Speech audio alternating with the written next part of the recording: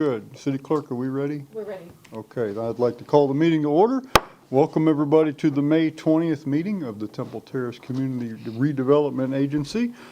First order of business is the approval of the minutes. Has everybody had an opportunity to review the minutes of our February 18th meeting? And if so, is there a motion? Move to approve. Second. Motion by the Vice Mayor, seconded, I think, Councilmember Fernandez beat it. Okay, Councilmember Fernandez, any discussion, corrections to the minutes?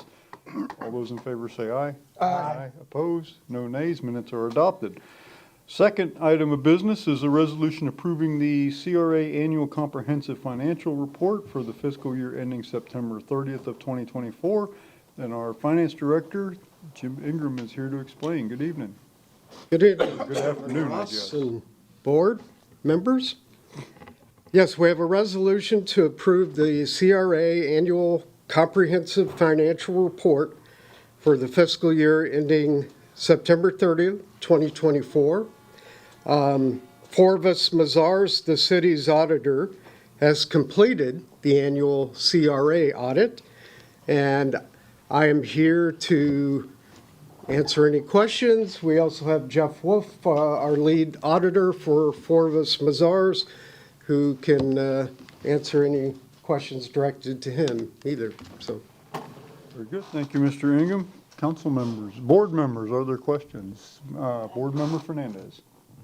For this audit, because we have an overall audit of the city every year, is this audit conducted separate from, meaning do we keep these financial statements completely separate from the rest of the city's financial reporting and recording, or is this just a sub-audit of the larger audit? I guess you would call it a sub-audit. It is included as part of the regular audit of the city. And there is also, for reporting requirements, you want to Sure. address that?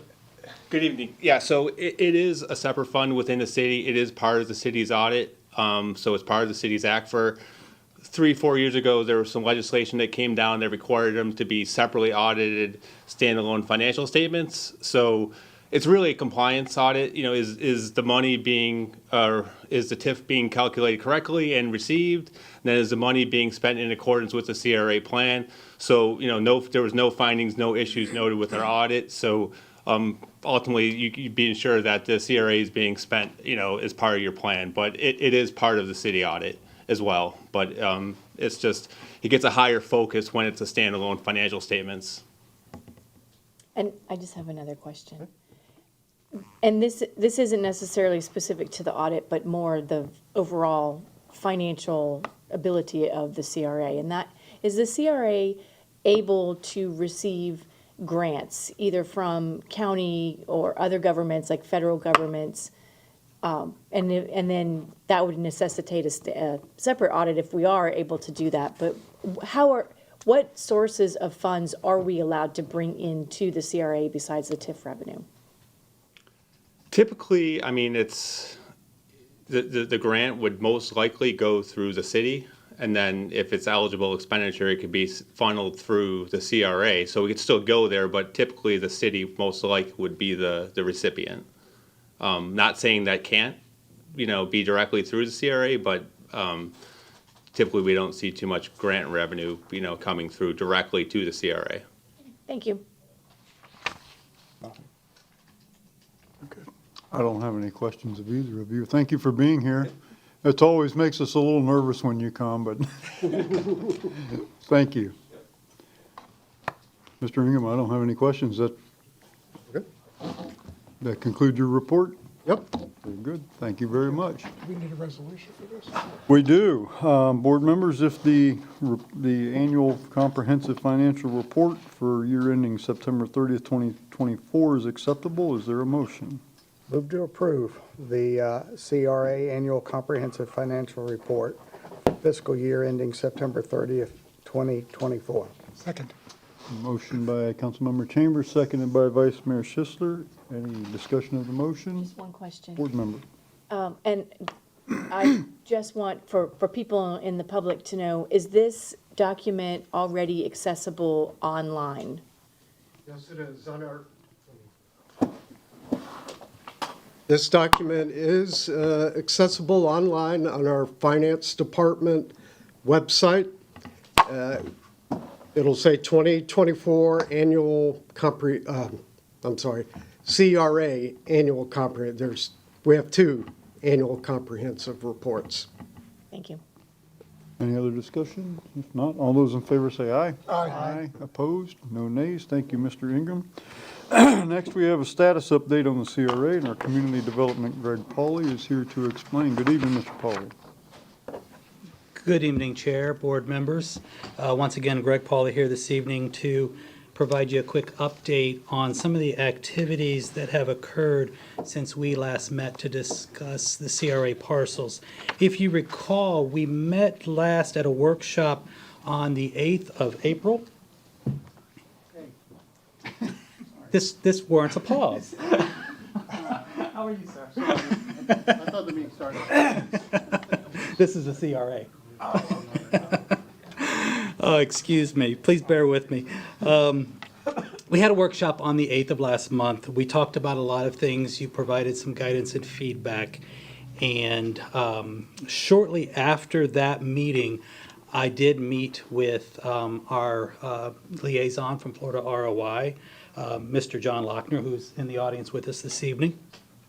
And we talked about a couple of key takeaways that we pulled out of that meeting. The first was to provide an updated range of guidance to Mr. Lochner and his team to better help them market and promote our CRA properties for sale.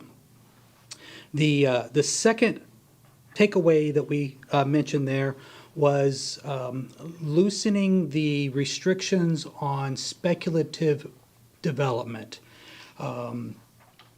The primary piece of that was that possibly to be more open to speculative development, provided that there are some parameters on those end users.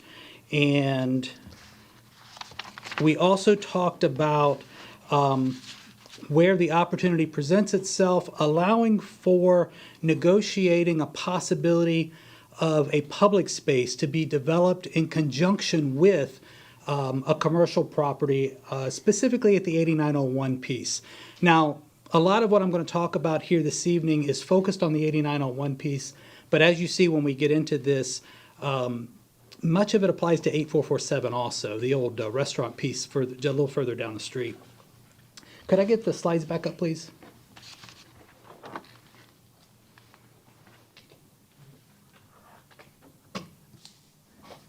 Okay, here again, we've got the 8901 piece showed just to the south of the Fountain Shops. Now, for comparison, the southernmost building there on the Fountain Shops, I'm sure most of you are familiar, that is one building that houses a small sandwich shop and a national chain coffee shop. It's not a very big building. It's about 3,500 square feet. So in order to house a restaurant type, I know there was some discussion about if we were to subdivide the 8901 parcel, how would that really look? How would that really fit? Realistically, you probably wouldn't be looking at constructing buildings much smaller than what you see on the screen here to the picture to the north. I can tell you that I've looked at this piece of property, both subdividing it from the north-south bilateral and also an east-west bilateral. With the north-south bilateral, it provides the westernmost narrow piece to have all roadway frontage.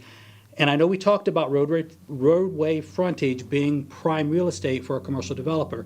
However, I will throw out for consideration, dividing the parcel in that direction gives you almost insufficient space for additional parking to satisfy any businesses on that piece. Dividing it on an east-west lateral would basically be cutting it into two relatively square parcels and would allow for more options with regards to if we did find a developer that wished to include a public space component. The next thing we hit on is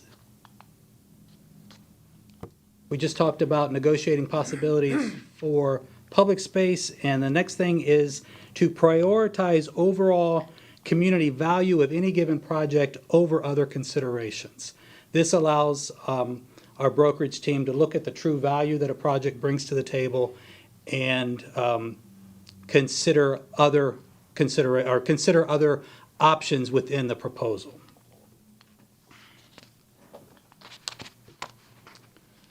And you've heard us talk about the Downtown Overlay District, the DOD. This is just a quick summary snapshot of some of the permitted uses within that space. The text is quite lengthy, so it's hard for me to provide all of the text in the form of a slide.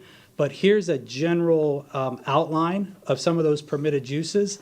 And the map chart to the right shows the boundaries of the DOD. You can see that it's made up in the southeast quadrant of the CRA. It starts at Bullard Parkway along the east side of 56th Street, continues south until you get to the Winn-Dixie Plaza. The big void there in the middle is the Winn-Dixie Plaza, and then it breaks there, and then it starts over again when you get to Chicago, and it continues south to River Hills, minus the little corner piece right there on the northeast corner of the intersection.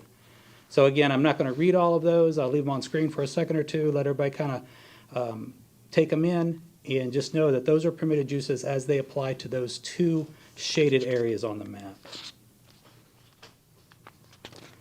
And here is some of the prohibited uses in that same space. Those same two shaded spaces, you'll see there's a lot of prohibitions on auto-related activities. And then there's some kind of random prohibitions that address other areas, other industries. You will see I put an asterisk next to drive-through because there is a prohibition for drive-throughs, but as I'm sure you are aware, the city has made exceptions in the past for drive-throughs in that space. Now this area here, shaded on this map, is the REOA. The REOA is not actually part of any underlying zoning or development district, but it is an agreement between the property owners in that space. Here are some of the prohibited uses that are called out within the REOA. And again, I'm not going to read these. I do have an asterisk there at the top. Massage parlors are called out as a prohibition, but they are allowed if they are in conjunction with a day spa, a medical office, or a therapeutic facility that provides those services. And I'll leave those up for just a moment. Stockyard. Believe it or not, it's in there. I haven't seen any cattle in that area, but it's in there.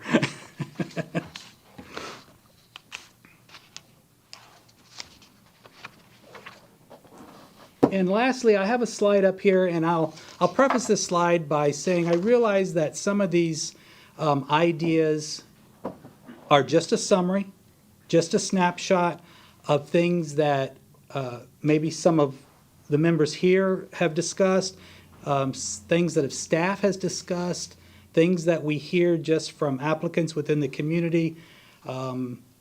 There's no formal list here. This is just an idea of things that you may want to consider. And in all reality, this is that section that's probably going to possibly require a follow-up meeting where we can workshop some of these ideas to discuss these items or maybe some items that aren't even on the list. So hotel, motel, I can tell you that we do have, and these proposals are not formalized, so I can't discuss them publicly. I can only speak very generically. We do have a couple of parties that are interested for two completely separate projects, and both of those projects would require some tweaking and modification of the allowed uses. And without tipping my hand on current deals that are in the making, unfortunately, I can't really call them out specifically. But you see here, hotel, motel, bars, lounges, nightclubs. I believe at the last meeting, the mayor actually mentioned, do we want bars in that space? Do we want these types of businesses in that space? And these are things that are not currently considered on the approved uses, but they could be, depending on the direction that this board and the city council wants to provide. Smoke and vape shops, hookah lounges. Some of these are on the list because we have heard throughout the community that we seem to have an overabundance of some of these locations. The hair, beauty, supplies, the wig shops, things of that nature. Sometimes there's an overabundance of some of these businesses, and that's how some of them made it onto the list. The sporting activities, this could include, a sporting activity that's built on site. We would obviously want to see that accompanied by maybe a restaurant function, something that provides food and beverage and turns it more into a destination spot as opposed to just a place for someone to go and play a given sport. And then finally, I know this comes up from time to time with regards to some of the consumable edibles and the topicals and things of that nature. Some people are vehemently opposed to businesses that sell these items, and this is something that we simply may want to discuss and consider in more detail at a later time. And with that, I did rush through it, so I am more than happy to back up the slides and talk about anything. I know we don't have a lot of time in our CRA, but I at least wanted to tee up some ideas and maybe collect some feedback on things that you may want to see added to the list of items to discuss at a future engagement. Board members? Vice Mayor Schisler? Yeah, you said you have some potential deals in the works. At what stage are these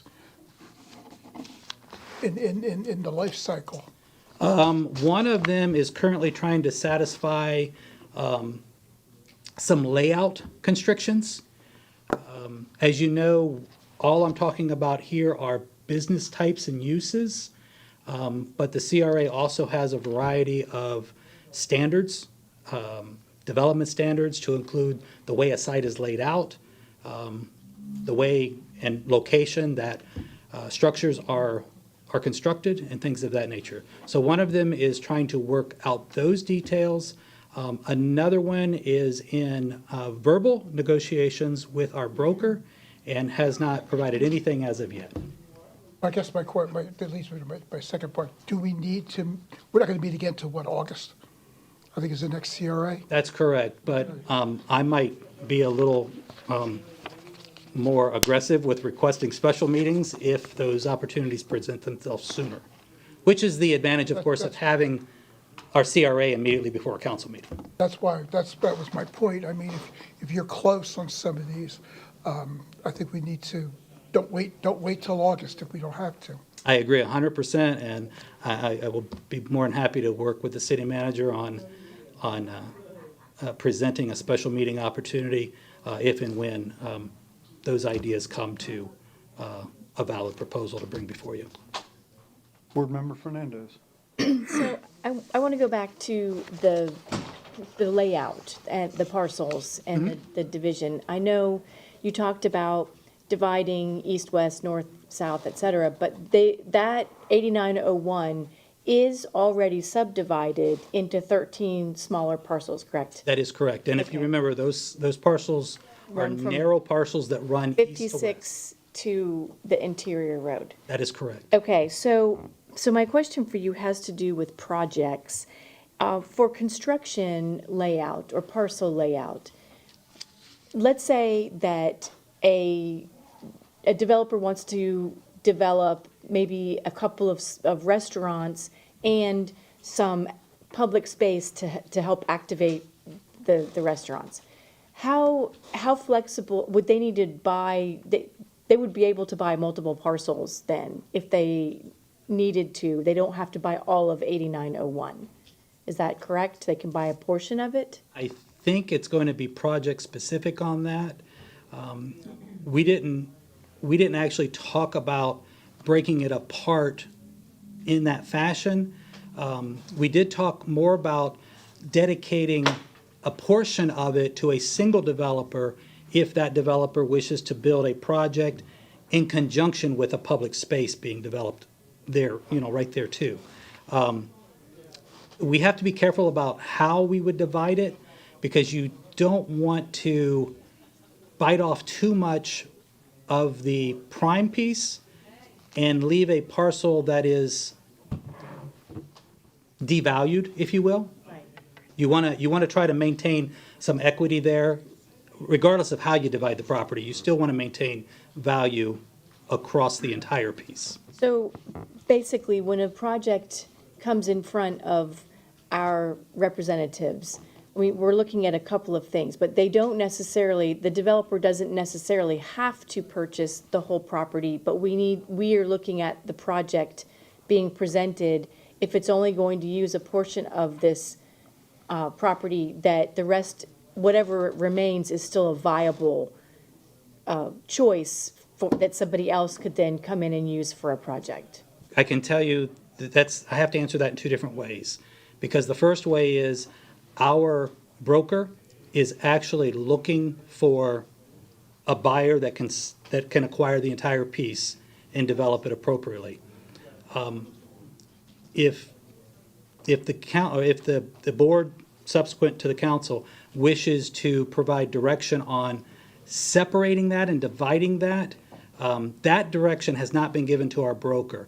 However, we have been open and upfront with our broker about entertaining ideas that may lead to that.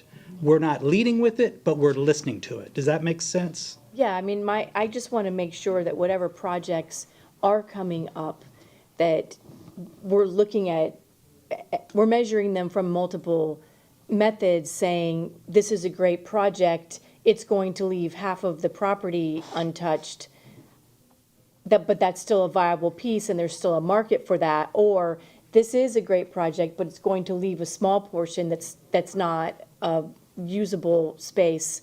So that's all, that's my only, and then my only other question for you is with regard to the developers or the projects that might come, that you're evaluating that might come before us. At what point does this agency, and this is for the people listening at home, what point does this agency have the ability to say yes or no to a project? Sure, I'll be happy to walk through that for everyone. Our broker is our first point of contact with all potential buyers. Our broker has an established guidance.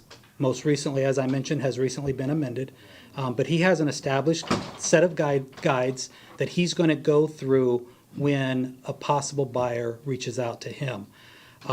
If a buyer reaches out to me or anyone else here in staff, we very politely refer them to our broker because the contract is through our broker. So with that said, the details of that initial process are worked out directly with Mr. Lochner or Mr. Odom. And when that buyer submits a viable letter of interest to the city, that then is reviewed by myself, it's reviewed by the city manager. We look at it as, we look at it on its merits for what the project is and what the value of that project is to the community. When it is determined that the project is packaged, keep in mind we get a lot of these that are not fully worked through, that are more concept and idea, but really haven't addressed the nuts and bolts of the project.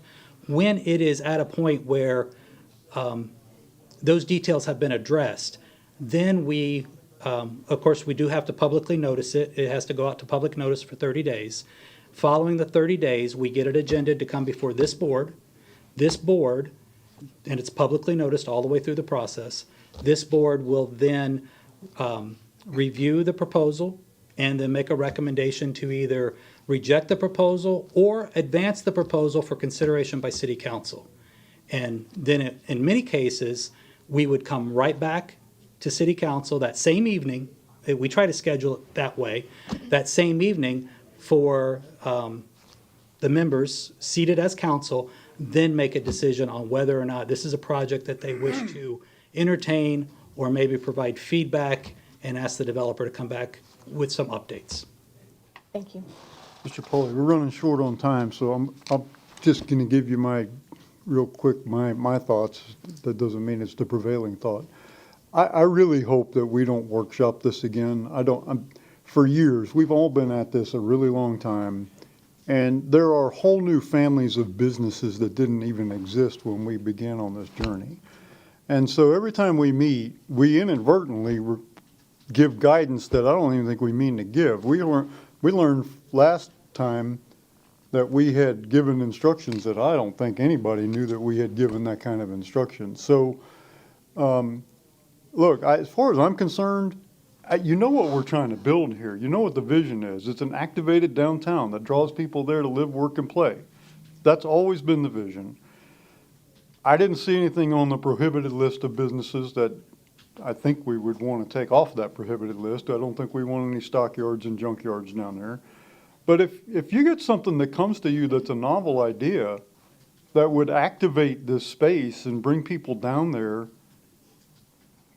we would probably be interested in it. It may be something we haven't even heard of before. There's business stuff, things now that we didn't even used to exist. There's boutique hotels going in that bring people down with gaming and rooftop stuff. And I mean, so I think what we're looking for is something that's going to activate that area. And I mean, we can meet if the board wants to, that's fine, but what are we going to tell you that we haven't already told you? I mean, for 20 years this has been going on. It's pretty much the same conversation, so. No, I'm perfectly good with that. That might have been presumptuous on my part to think that maybe you did want to, Well, I don't know. Maybe the board wants to meet. I don't know, so. or we can play it case by case, and as things come in, we can vet them in-house, and you know, viable options can be brought to you. Since I made that one comment, my intention was if you have somebody come in, you're going to bring it to us. You're not going to wait till August to discuss it. That is what I- correct. Okay, that was my point. that Yeah, I wanted to get I know that we have a set Yeah. schedule once a quarter. Those are the mandatory meetings, this being one of those meetings. But our rules allow us to request a special meeting whenever the business of the city warrants it. I just didn't want us to wait till August if we had Yeah. somebody walk in the door. So, city council meeting begins in 2 minutes. Any final thoughts or questions, council? Good. Okay. Thank you, sir. Thank you. Sorry I ran long. All right, we will be adjourned and reconvene as the city council in 2.5 minutes. Very good.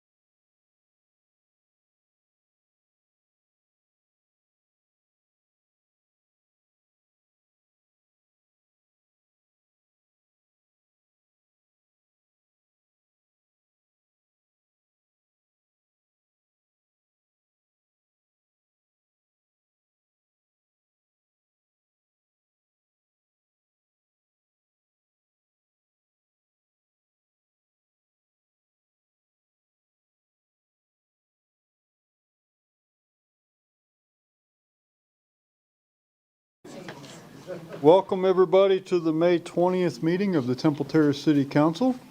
I'd like to remind everybody to please silence your electronic devices, and I'll give everybody just a second to sit down, and I'll ask you to stand right back up again. Ms. Collins. Okay, please stand and join me in the invocation and the pledge. Lord, we ask your blessings upon our meeting tonight. Grant us wisdom and compassion as we perform the work of elected representatives of the people of Temple Terrace. We pray for your continued blessings upon our terrific employees, our residents, and business owners. Help us to unite in purpose and remember that we are all part of what makes Temple Terrace an amazing city. Amen. I pledge allegiance to the flag of the United States of America and to the republic for which it stands, one nation, under God, indivisible, with liberty and justice for all. Thank you, ladies and gentlemen. There may be a couple of you who don't frequent our meetings, and for those of you who may be new, we have a tradition here at Temple Terrace where we open our meetings with a fun or interesting fact about our city, a historical fact or just a fun fact about our city or the region. And tonight, City Attorney Pam Shoshone is going to perform that. So before I tell you a little bit about Temple Terrace's history, and this has to do with who ran the city. And I wanted to preface it first with telling you about the current state of the law. The Florida Constitution has a provision in Article 2 that prohibits any person from holding more than one governmental office. There are some exceptions for notary publics and military officers and a few other exceptions, but the provision was designed to ensure that the same person would not simultaneously hold multiple offices to avoid conflict of interest. This applies to both appointed and elected offices as well as certain employees. So one would not be able to be, say, the county sheriff and a city council member. The police chief may not serve as the city's manager or as the city's mayor. And there are dozens of attorney general opinions out there about this because the question as to whether I particularly hold an office and so I can't do this that I want to do over here has come up many, many times. And so because in the law there's no definition of what an office is or what an officer is, so you have to kind of determine that based upon what your duties are and what and whether you're able to make decisions for the government. And a city clerk has been deemed an officer, as has the director of animal control in the past. And the current version of this law was adopted in 1968. So I went back and I have this wonderful book called Temple Terrace, The First 50 Years. It's a very interesting book. And as I was going through it, it lists throughout the years who were the different people, and oftentimes not the different people, who held multiple positions in the city. So it starts with, I believe, 1925, at the very beginning. But I looked at 1930, and our city treasurer was W.B. Van Dyke. He was also the city clerk. And 2 years later, our vice mayor was H.G. Harris. And H.G. Harris was also our chief of police and our fire chief. Then there was F.M. Van Dyke. He was the city judge, and he eventually became the city treasurer. Now, Basil Brooks' name comes up many, many times throughout many, many years, and after I've looked at this, it seems that the whole city would have fallen apart if it were not for Basil Brooks, who held just about every office there was. So in 1934, he was the city clerk as well as the golf pro. Now, I don't know that the golf pro was considered an office, but at that time, he was also the chief of police, and that is an office. In 1936, Fred Best was a commissioner. He was also the chief of police. And Carolyn Van Deventer was the city treasurer and also the city clerk. Now, I'm going to skip ahead to 1942, and Basil Brook again was the city manager. He was the golf pro, and he was the fire chief. And R.H. Roller was the chief of police, as well as the vice mayor. And it kind of goes on like that year after year. But I'm going to skip ahead to 1947. It said, it's got notes from the minutes there, and it says, a major change in city officials came about this same year when Mr. H.P. Wardwell was appointed city manager at a salary of $200 a month. He was also appointed the tax collector, city clerk, and city treasurer, positions which Mrs. Van Deventer had held since 1934. So she had held these multiple positions for 13 years. And then it says, Basil Brook was relieved of his duties as fire chief and chief of police, and Mr. Wardwell then assumed those duties too. So Mr. Wardwell then held at least 4 different officer positions within the city. So that's my fun historical fact. So. Well, I'm kind of glad we don't still do that. Sometimes I feel like we do. So, thank you very much, Mr. Schoen. So our first order of business is the Employee of Month recognition for the month of April, and I'd like to call Corey Collins to the podium, please. This is a woman who needs no introduction in the city of Temple Terrace. Corey is being recognized as the Employee of the Month, which should not come as a surprise to anybody, but I would like to remind those who are watching that we changed this system a while back, and so this is chosen by your peers and your coworkers. So in my mind, it adds a lot more oomph to this. You know, it could be that just, you know, your immediate boss thinks you did a great job, but when your coworkers vote you as the Employee of the Month, that really means something. So Corey's been with the City of Temple Terrace Parks and Recreation for 25 years. And is currently the division director. During her many years of service with the city, Corey has made a positive impression on many who have had the pleasure of working with her. Corey's work ethic is admirable, as she is always taking the initiative and going above and beyond what is typically expected. I don't think anybody in the city would disagree with that. When a city event is planned, Corey usually plays a major role in its organization and is always doing her best to make the event successful. She works very well with not only the staff at the Family Recreation Complex, but also with other departments in the city. She is pleasant most of the time. I'll take that. She's pleasant and outgoing and has a very positive attitude. Corey is deserving of this recognition because of her uncanny ability to get things done from an outside-the-box perspective. She has an abundance of energy, both physically and mentally, and doesn't stop moving until the job is done. And so I think everybody here would really like to congratulate you as being selected as the April Employee of the Month. And would you like to say a few words? Yes, thank you. Thank you, council. Thank you, city manager. All the support. You don't do it without a team. And the Centennial Committee, which 2 of them are back here, that's their vision, and we brought that forward. So, you know, thank you to Leisure Services. Our team's great, you know, but we also had Public Works, we had Fire, Police, we had Community Development, we had so many different people involved in this, and the marketing. It was such a great event. It was a lot of work, but it was a lot of fun. So thank you. Thank you. Let's give her a round of applause.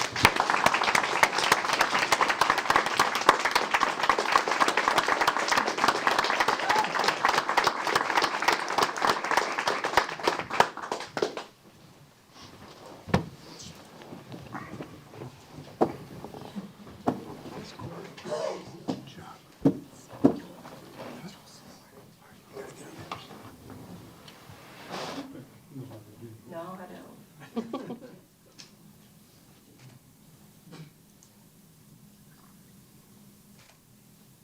Thank you. No, no, You didn't do the picture. we'll get one. Thank you, guys. Don't go anywhere. She's right trying to run out.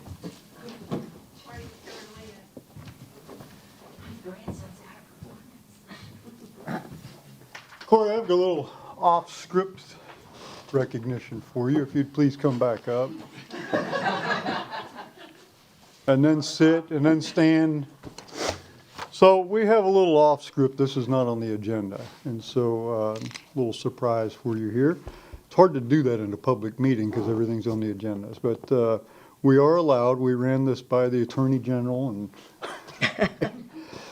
in November of 2024, the chairperson of the Centennial Celebration Committee appeared before the City Council to discuss the city's upcoming centennial events.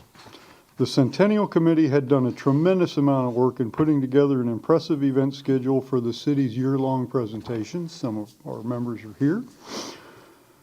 The lineup included monthly activities and a signature event planned in May that was to be called River Jam. However, due to sunshine laws, the committee could not discuss the centennial plans outside of a public forum, public meeting rather. So members were limited in being able to carry out the plans that they had spent so many months organizing. With the year-long celebration commencing in January, council members believed it was time to have the city step in to help out and authorize the city manager to have the Parks and Recreation Department implement the Centennial Committee's proposed activities. Corey Collins stepped up to the plate and assumed responsibility for ensuring that the year-long celebration would be a memorable one. Corey has devoted an incredible amount of time and put forth an immense effort to successfully execute the Centennial Celebration monthly events and activities. Her days have not ended after 8 hours because on many occasions she has worked into the evening to make sure everything is done correctly, and weekends too. She organized and executed the city's River Jam signature event. She created the schedule, lined up the sponsors, coordinated club and civic group participation, coordinated the efforts of the other departments, scheduled all the bands and speakers, coordinated the stage rental, sound system, organized the shuttle service, parking areas, and the list goes on and on. We are halfway through the year, and Corey's willingness to expend so much free time and energy to organize and execute centennial monthly events has truly made a difference. Events have been a success so far, and Corey's dedication to our community is truly inspiring. And so before you speak, because I know a little bit about what you're going to say, oh, it's a team, it's the team, it's the team. And it is truly the team, you're right. But every orchestra has to have a conductor, right? And so you can't do it without the conductor. And so we have what we're calling the Centennial Superstar Award. So,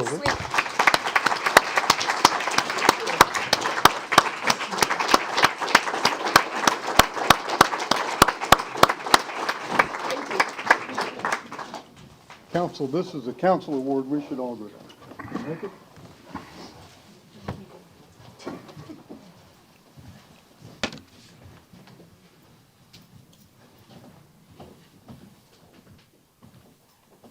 That's sweet.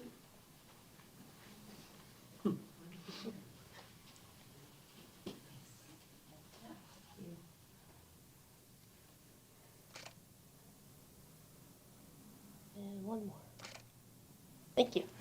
Thank you.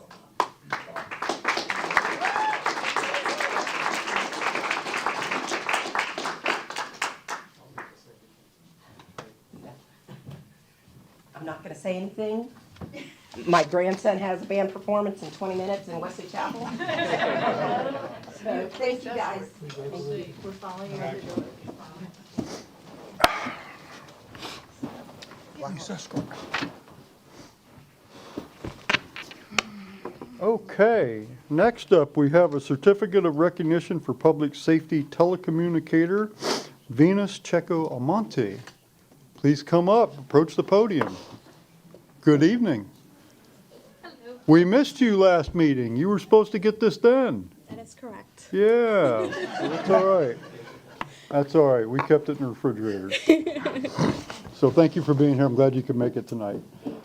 So this is recognition for the Public Safety Telecommunicator of the Year. As an employee of the City of Temple Terrace, Venus Checo Almonte has consistently demonstrated a strong commitment not just to the communications unit, but to the entire city, its departments, and the community. She has distinguished herself by taking a lead on mandatory emergency medical dispatch quality assurance and by creating, reviewing, and tracking all required monthly continuing education for the Department of Health. Venus brings optimism, persistence, and a belief that nothing is beyond the bounds of possibility to everything she does. Her compassion and dedication are evident on every shift where she routinely goes above and beyond to help bring positive outcomes to difficult situations. For her dedication and exceptional service, Venus Checo Almonte is being recognized as the 2023-2024 Public Safety Telecommunicator of the Year. So thank you very much.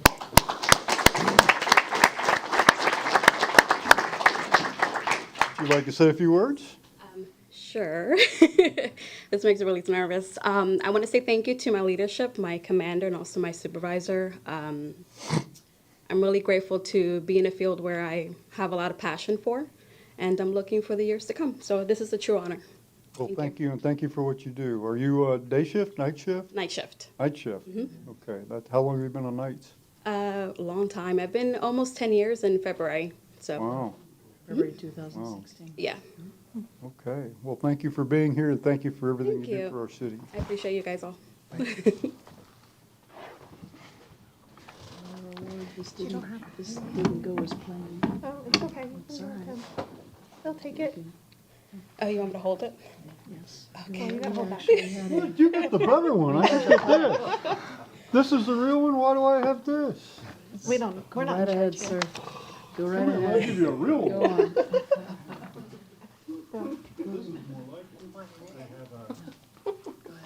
Oh, she wants you.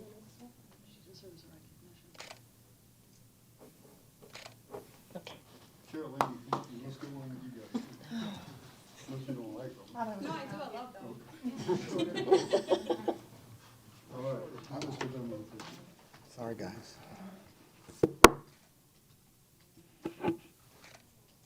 Okay. Here, you can take the picture.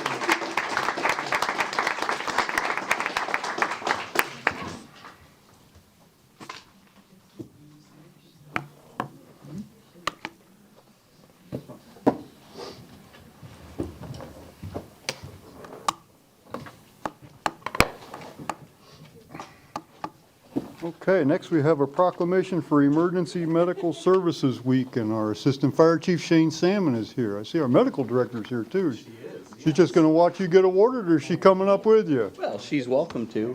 I was going to point her out either way, so. Yes, well, she needs no pointing out. We all know who Brooke is. Come on, Dr. Shepard. Doctor, good to see you. Yes. Good to see. Oh, did we skip one? Oh, did I skip one? I did. Well, I'm gonna do you while we're, stand right there. You're good. We're gonna go out of order. Okay, whereas this, nobody would have even known. You just pointed it out. Sorry. Sorry. It's on the. Whereas this year's National EMS Week theme is EMS Week, We Care for Everyone. Emergency medical services are a vital public service. The members of the Temple Terrace Fire Department, both firefighters and EMS responders, provide life-saving care to those in need 24 hours a day, 7 days a week. Access to quality emergency care dramatically improves the survival and recovery rates of those who experience sudden illness or injury. The emergency medical services system consists of first responders, medical directors, emergency nurses, emergency medical technicians, paramedics, firefighters, educators, administrators, and others. The Temple Terrace Fire Department's EMTs and paramedics engage in thousands of hours of specialized training and continuing education to enhance their life-saving skills. It is appropriate to recognize the value and accomplishments of emergency medical services providers by designating Emergency Medical Services Week. Now, therefore, I, Andrew Ross, by virtue of the authority vested in me as mayor of the city of Temple Terrace, Florida, do hereby proclaim May 8 through 24, 2025 as Emergency Medical Services Week. Thank you, Chief. Would you like to say a few words? Thank you. Yes, I would.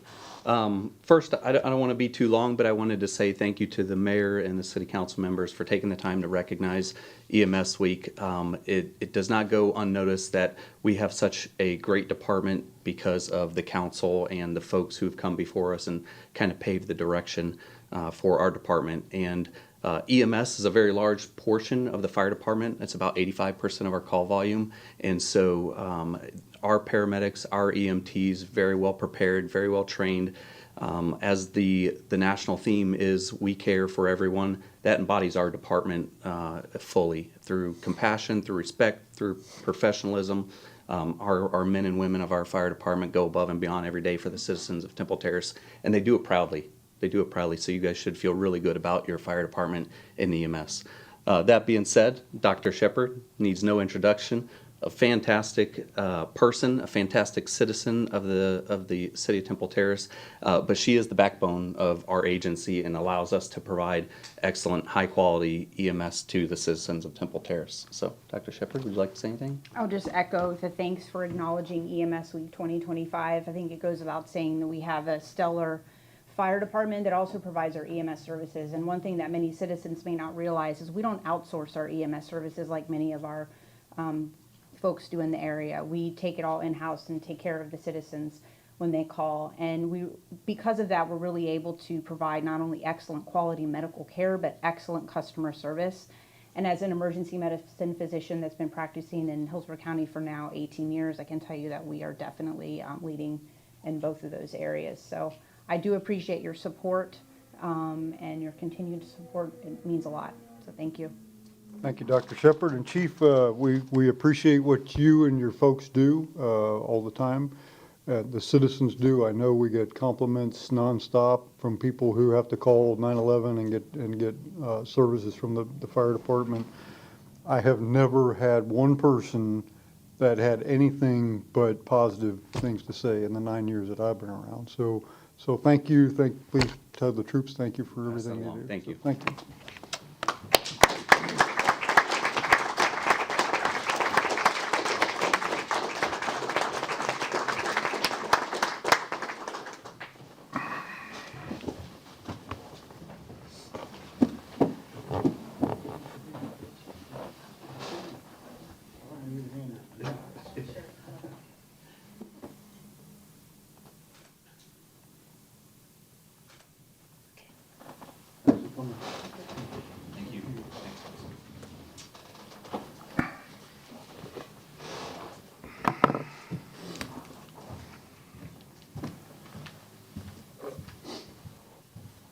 Okay, we do have a very special guest with us that is no stranger to many of you. Dr. Steve Spina is here to join us tonight. And as most of you know, he was our interim city manager for, Steve, it was about 8 months, wasn't it? Yeah, I thought so, and really helped us to get stabilized and to bring some things along. So please approach the podium. Thank you for being here tonight. Thank you for having me. Good evening. Yeah, the city of Zephyr Hills has proclaimed a proclamation, I guess, recognizing Temple Terrace for its 100th anniversary. I remember when I was acting city manager, we were involved in setting up the Centennial Committee. And then it was very nice of you invited me to the River Jam. But we wanted to recognize you and the things you do. I think Temple Terrace is kind of an unsung hero in the Bay Area. And we just wanted to recognize you. So Thank you. want me to read it? If you like. All right. I'm thinking now, I wish I wasn't so verbose. But whereas the city of Temple Terrace will proudly celebrate its 100th anniversary on May 3rd, 2025, marking a century of rich history, progress, and community spirit. And whereas founded around its iconic golf course, the city was named in honor of the Temple Orange and the picturesque terraces lining the scenic Hillsborough River.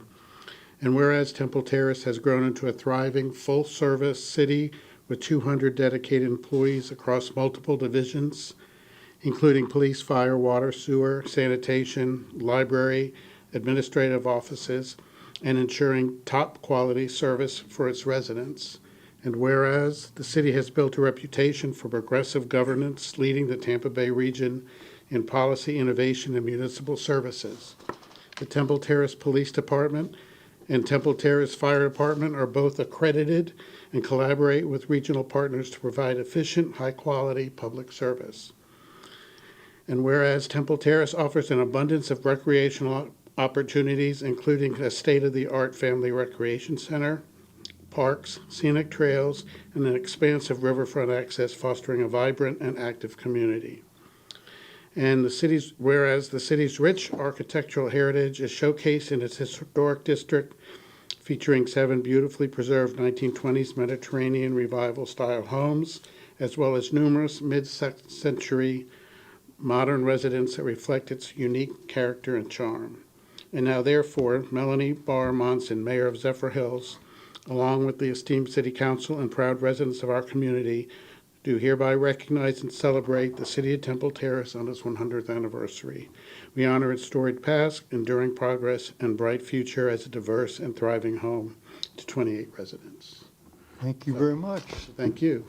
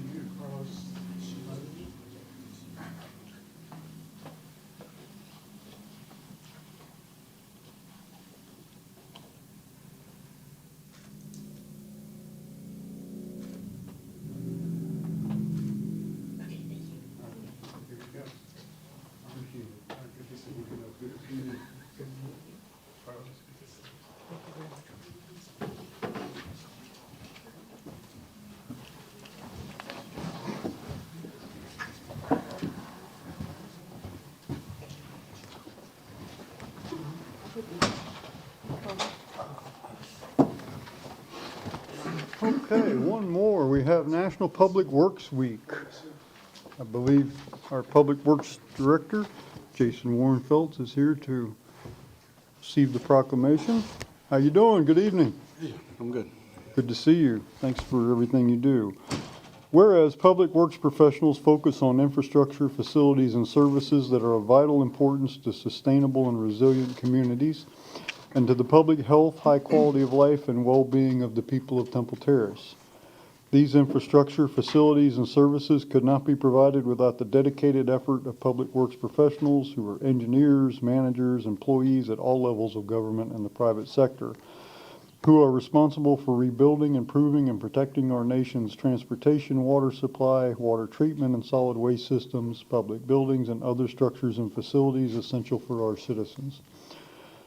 It is in the public interest for the citizens, civic leaders, and children in Temple Terrace to gain knowledge of and to maintain a progressive interest and understanding of the importance of public works and public works programs in their respective communities. The year 2025 marks the 65th Annual National Public Works Week, sponsored by the American Public Works Association and the Canadian Public Works Association. Therefore, I, Andrew Ross, by virtue of the authority vested in me as Mayor of the City of Temple Terrace, Florida, do hereby set aside May 18th through 24th, 2025 as National Public Works Week. And so thank you, Mr. Warrenfeldt. Would you like to say a few words? Sure. Thank you, Mayor. Thank you to the City Council and the City Manager for the leadership and the guidance that the department receives. Together as a united front now, there's over 90 dedicated staff that serve the citizens and the visitors of Temple Terrace every day. Some of them do thankless jobs that, don't go unnoticed, but if they were to not happen, it would be noticed very easily. So thank you again for the proclamation. Thank you for the recognition, and the staff definitely appreciate the week being dedicated to them for their efforts that they do. So. Well, Mr. Warrenfeldt, I have to tell you, having been around here for a while, as many of us have been, that you have really, since you've come on board, transformed that department, and the other department employees here, they know it too. And I know a number of the people that work under you. I've worked alongside them on certain things, and it's an impressive crew that you've got over there. Those folks, I wish the public could see what I get to see that they do. I mean, some of the things they do is amazing, and they just jump in and they work themselves. It's unbelievable how those people are animals. Some of them are just amazing, the work that they do. And they're happy, and they're ready to come back tomorrow and do it all over again. And so, and they don't make enough money, and so some of them are tremendous. So, thank you not just for the week, but thank you for your work and the work that your staff does. Oh,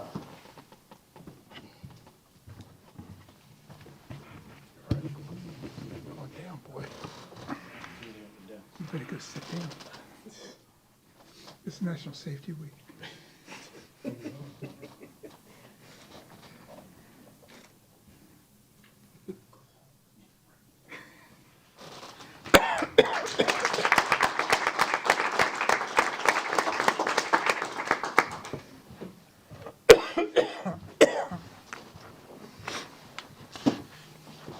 Okay. Council members, has everybody had an opportunity to review our minutes from our May 6th meeting? And if so, is there a motion to approve? Move to approve. Second. Motion by Vice Mayor Schistler, seconded by Councilmember Fernandez. Any discussion of the minutes? If not, all those in favor say aye. Aye. Aye. Opposed? No nays. Minutes are adopted. Next, we have persons wishing to be heard on items not listed on the agenda or items on the consent agenda. There are requests to speak forms in the back of the room. We have a 3-minute time limit imposed on all. Each speaker has a 3-minute time limit. We do ask that they come to the podium and state their name and city of residence. I currently have 2 requests to speak. First one is Mr. Loeb. Good evening, Mr. Loeb. Good evening. My name is Charles Loeb, Terrace Park. First, I'm going to start by helping the city manager out a little bit by mentioning a couple of things. The new carpeting has been put in the library. It's very, very cushiony, and I enjoy walking on it. That's number one. Number two, I also saw those speed bumps put over on Friday over on Ridgedale, I believe it is, Ridgedale. So they are there. I also did notice that the city, or that the Lightfoot will be closed on May 28th, not just the 26th for the city's actual annual party, but I did figure it was worth a mention for the employees so that the public will know not to come on the 28th if you all want to have a nice party for the citizens there. But my main topic tonight has to do with Joe Latino Center and these Flamingo Day Passes. Now, many people here got $100. A lot of people do actually need $100, but some people don't. And I personally gave out, well, 95 of the $100. I kind of spread the wealth a little bit. I made as the Vice Mayor would tell you, a few thoughts about that over at the Cinco de Mayo Heart Board meeting. But the point is that I went over to the church over there, Joe Latino's church, and if anybody does need the and if anybody does really need the $100, it's really them to help homeless people with these passes. So if anybody does have, and this means the council or anybody as individuals, has nothing to do with me, just go give it to them if you can afford to do so. I kind of compared it in my mind to the Boston Tea Party. I have a message for the state legislature and the state government up in Tallahassee that this is never going to be tolerated again. Comparatively, for those of you who did not read that, there was over $250 million in legal fees alone over that business with the court costs on the offer transit thing. That's staggering. That's unbelievable. Of course, I'm sure that includes my $100. But the thing is, I actually thought about dumping it over in the Gulf or in the Bay. But I figured it'd be more practical to go over and spread the money out. But when I heard of the church and how hard this is for them, I decided to go give them the money, even gave them a second $10 out of the money I had. I hope everybody who can afford to will go over and arrange with the Joe Latino Center to go ahead and give them the money if you don't have any other use for it, because they could use it really well and to help the homeless people and heart all at the same time. Thank you. Thank you, Mr. Loeb. Juan Carlos Perez. Good evening, Mr. Perez. I'm Carlos Perez, Temple Terrace. Good evening, Mr. Mayor, City Council, Mr. City Manager, and Madam City Attorney. I have 3 areas that I wanted to touch upon briefly. Number 1, given the success of the River Jam, got me wondering when I was there, and perhaps this has been discussed, so forgive me, if any consideration has been given to allocating some of the funds of the River Side Park project to the River Hills Park, or if corporate sponsorship could be arranged to spruce up a little bit the potential of that small park, which is phenomenal. Number 2, the city has currently a bid or seeking proposals from a qualified firm that will do a project in terms of the canopy, the tree canopy. And this is RFP 2505, Tree Inventory and Assessment, Urban Tree Canopy Assessment, and Urban Forest Management Plan. This went out on the 21st of April, and it closes on the 27th of this month. There's a resource that I wanted to share in case the city's not aware of it, but the Arbor Day Foundation has a hurricane recovery campaign that focuses in Florida, Georgia, North Carolina, South Carolina, Tennessee, and Virginia. And they have $10 million in funds for canopies destroyed by hurricanes Helene and Milton. All we have to do is apply. As far as I could find online, Temple Terrace is not part of this campaign. I just put it out there in case somebody would want to look more into these funds and could they be brought, or could Temple Terrace be brought into this project. And finally, I was riding my bike over the weekend and I rode by the golf course in Sutton Hall and I noticed there were white lines painted along the perimeter of the building, which obviously signify the scheduled demolition of the building. So that got me thinking about what are the plans in terms of mitigation efforts, like does the building have asbestos? Are the environmental hazards being considered right now? Noise and traffic disruption, and also how long will that process take and affect our property values? And that's it for tonight. Thank you for your attention. Bye-bye. Thank you, Mr. Perez. Okay, council members, is there a motion to approve the consent agenda? So moved. Second. Motion by Vice Mayor, second by Councilmember Chambers. All those in favor say aye.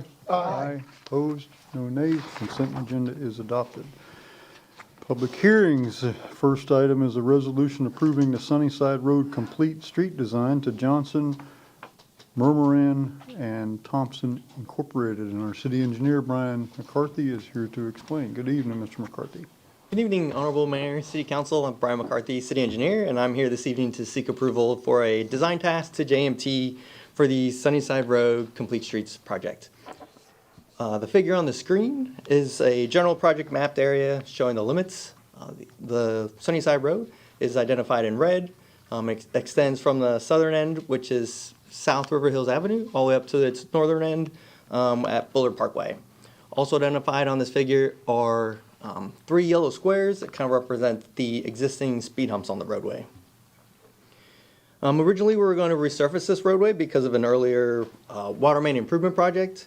There are numerous utility patches along Sunnyside Road when we shifted the water main from the rear easements over to the front. And so we put most of the water main within the roadway to save some of the tree canopy. So that's where you'll see a lot of the utility patches. With this figure on the screen, kind of dashed out in red is North 56th Street. And as traffic begins to build, we believe that some of the vehicle traffic will use South River Hills Avenue and then cut up north along Sunnyside Road to get to Bullard Parkway as a shortcut. Residents have also reached out to us about speeding along this section, and the city's BPAC has also identified this Sunnyside Road as a corridor to review for complete streets, pedestrian, bicyclist improvements. So we felt there was an opportunity to reconsider what this corridor was going to look like, especially also considering that the city's proposing a new park down there at River Hills, as well as tying into the downtown CRA's pedestrian master plan. With that, the scope of work includes survey, a public workshop, and design. Typically in the FDOT process, transportation planners will spend about a year to review different options, but we felt if we could have the public workshop in the middle of design, we thought we would expedite this process. So the proposed work in front of you tonight will be between $184,000 and $259,000, depending upon the outcomes of the public workshop. With that, staff recommends City Council approve a design task work order to JMT for this effort. Thank you. Are there members of the public who wish to comment on this item? Seeing none, council members, questions? I have one. So there'll be one public workshop. Yes. So if there's only going to be one, I mean, that seems appropriate for a city street, but we'll really need to double down on getting the word out on that because if there'll be people that say, well, I didn't know about it, I missed it, and I don't like your design. And so we want to make sure that we have as much opportunity for the public to come to the meeting and to comment. Maybe we could talk to the vendor about creating a project website, like FAQ, people have the ability to comment on things in that format also. For that amount of money, they should be able to do that, I would think. So, Yes. okay. Other questions, council members? Just one comment. Councilmember Kravitz. There's a really active community watch in that area. The gentleman is a Mr. Hardy. I'd be happy to put you in touch with him. The reason why it's interesting is because he knows the whole neighborhood. So, he knows about 30 or 40 people who live along that street. Really nice guy. And so if you want to get a broad spectrum of input with not a lot of effort, I'll see if I can send his contact over if you're interested. Awesome. Okay. That's all. Okay. If there are no more questions, is there a motion? Move to approve the resolution approving the Sunnyside Road complete street design to award to Johnson, Mermiran and Thompson for the amount of, approving payment in the amount of $259,202. Second. Motion and a second. Is there discussion of the motion? If not, all those in favor say aye. Aye. Opposed? No nays. Resolution's adopted. Thank you, Mr. McCarthy. Next is a resolution approving the annual comprehensive financial report for the fiscal year ending September 30th, 2024. And our finance director, Jim Ingram, is here to introduce our auditor, Jeff Wolf, who will report the results of the audit. Good evening, Mr. Ingram. Good evening, Mayor Ross and City Council. Forvis Mazars, the city's auditor, has completed the annual audit for the fiscal year ending September 30th, 2024. The city's auditor, Jeff Wolf, will report on the results, there he is, of the 2024 annual finance report. And both he and I will be available to respond to any questions from the city council. I believe we have a slide, a PowerPoint presentation that Jeff will use. Good evening. Good to see everybody again. And before I get started, I'll just, again, I always start this with thanking you, the council, for allowing us to serve you. We work for you. So again, just, thanks for that opportunity. And with that, I'll get right into it. So first, you should have part of your agenda is a handout of our required communications. It's a pretty thick document that kind of goes over all requirements. So I'll just kind of hit on some key items, but feel free if there's any point you want to have more questions to reach out. But first, our responsibilities as your auditor is to render an opinion on whether your financial statements are materially correct. We do test internal controls over financial reporting and compliance, but that really is to help plan our audit. So as we test utility billing, payroll, procurement, disbursements, it's really to just gain an understanding, and if we saw issues, we would adjust our procedures. But we do not render opinion on those controls, but if we did discover anything significant or material, we would include those in our reports. Management responsibility, ultimately they're responsible for producing that large document you have, the ACFR. It is management's report, and they're also responsible for making sure that they have internal controls in place to provide reasonable assurance that those financial statements are correct. I'm happy to report there was no difficulties encountered during the audit. Jim and his staff is always great to work with, very responsive, and it's really a team effort to get this audit complete, and the reports, once we go over them, will kind of speak for themselves. There was no accounting transactions that did not meet GAAP. No real unusual transactions. Fortunately, it was not a significant year for accounting standards, so there's really no new accounting standards adopted in the current year. And lastly, we completed the audit in accordance with the schedule originally provided. So with that, I'll go right into the reports. It'll be repetitive, unfortunately, but that is a good thing. This, when it comes to audits, I think sometimes no news is good news. But so our first report is our independent audit report, and that is a report on whether the financial statements are materially correct.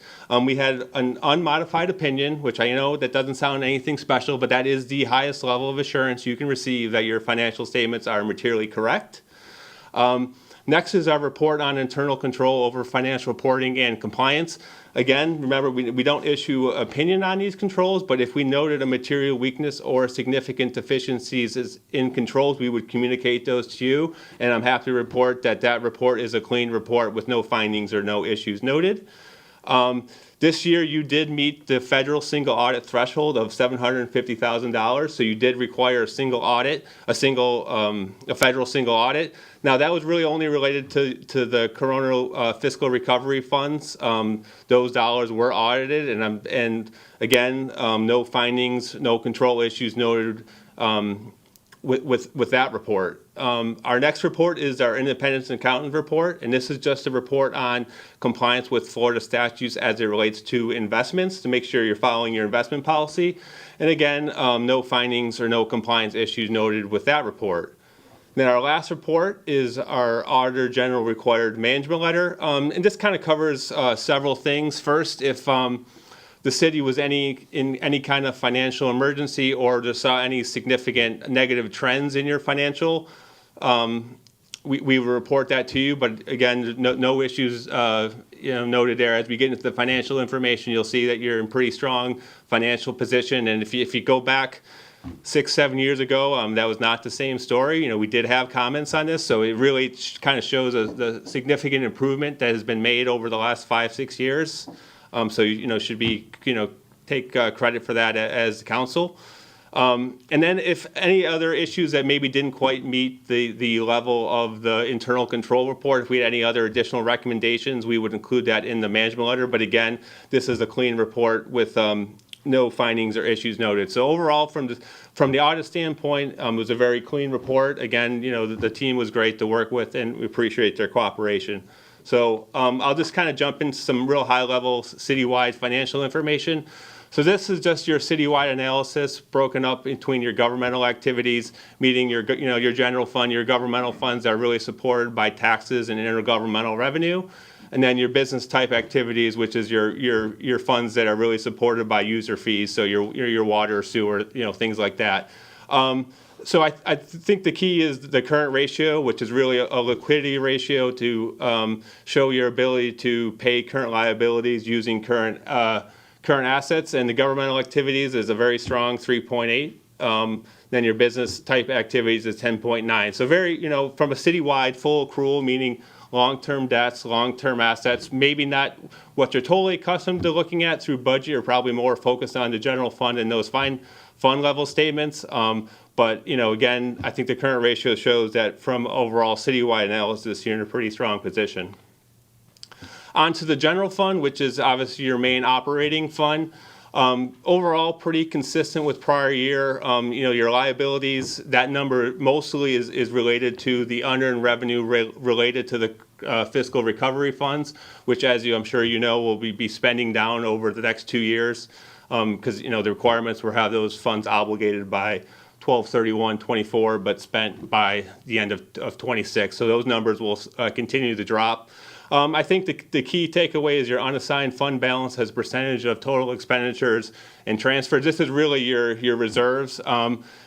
As you see, it dropped from 68 to 55% from the prior year, but again, still a very strong number. And this is really a budgeted spend down, and which I think we'll continue to see going into 25, that number to drop. And certainly with the hurricanes that occurred at the end of the fiscal year, it was good to have those reserves to be able to use those funds. So I think going forward, you'll still continue to see that number to drop down, but again, a very strong financial position for the city.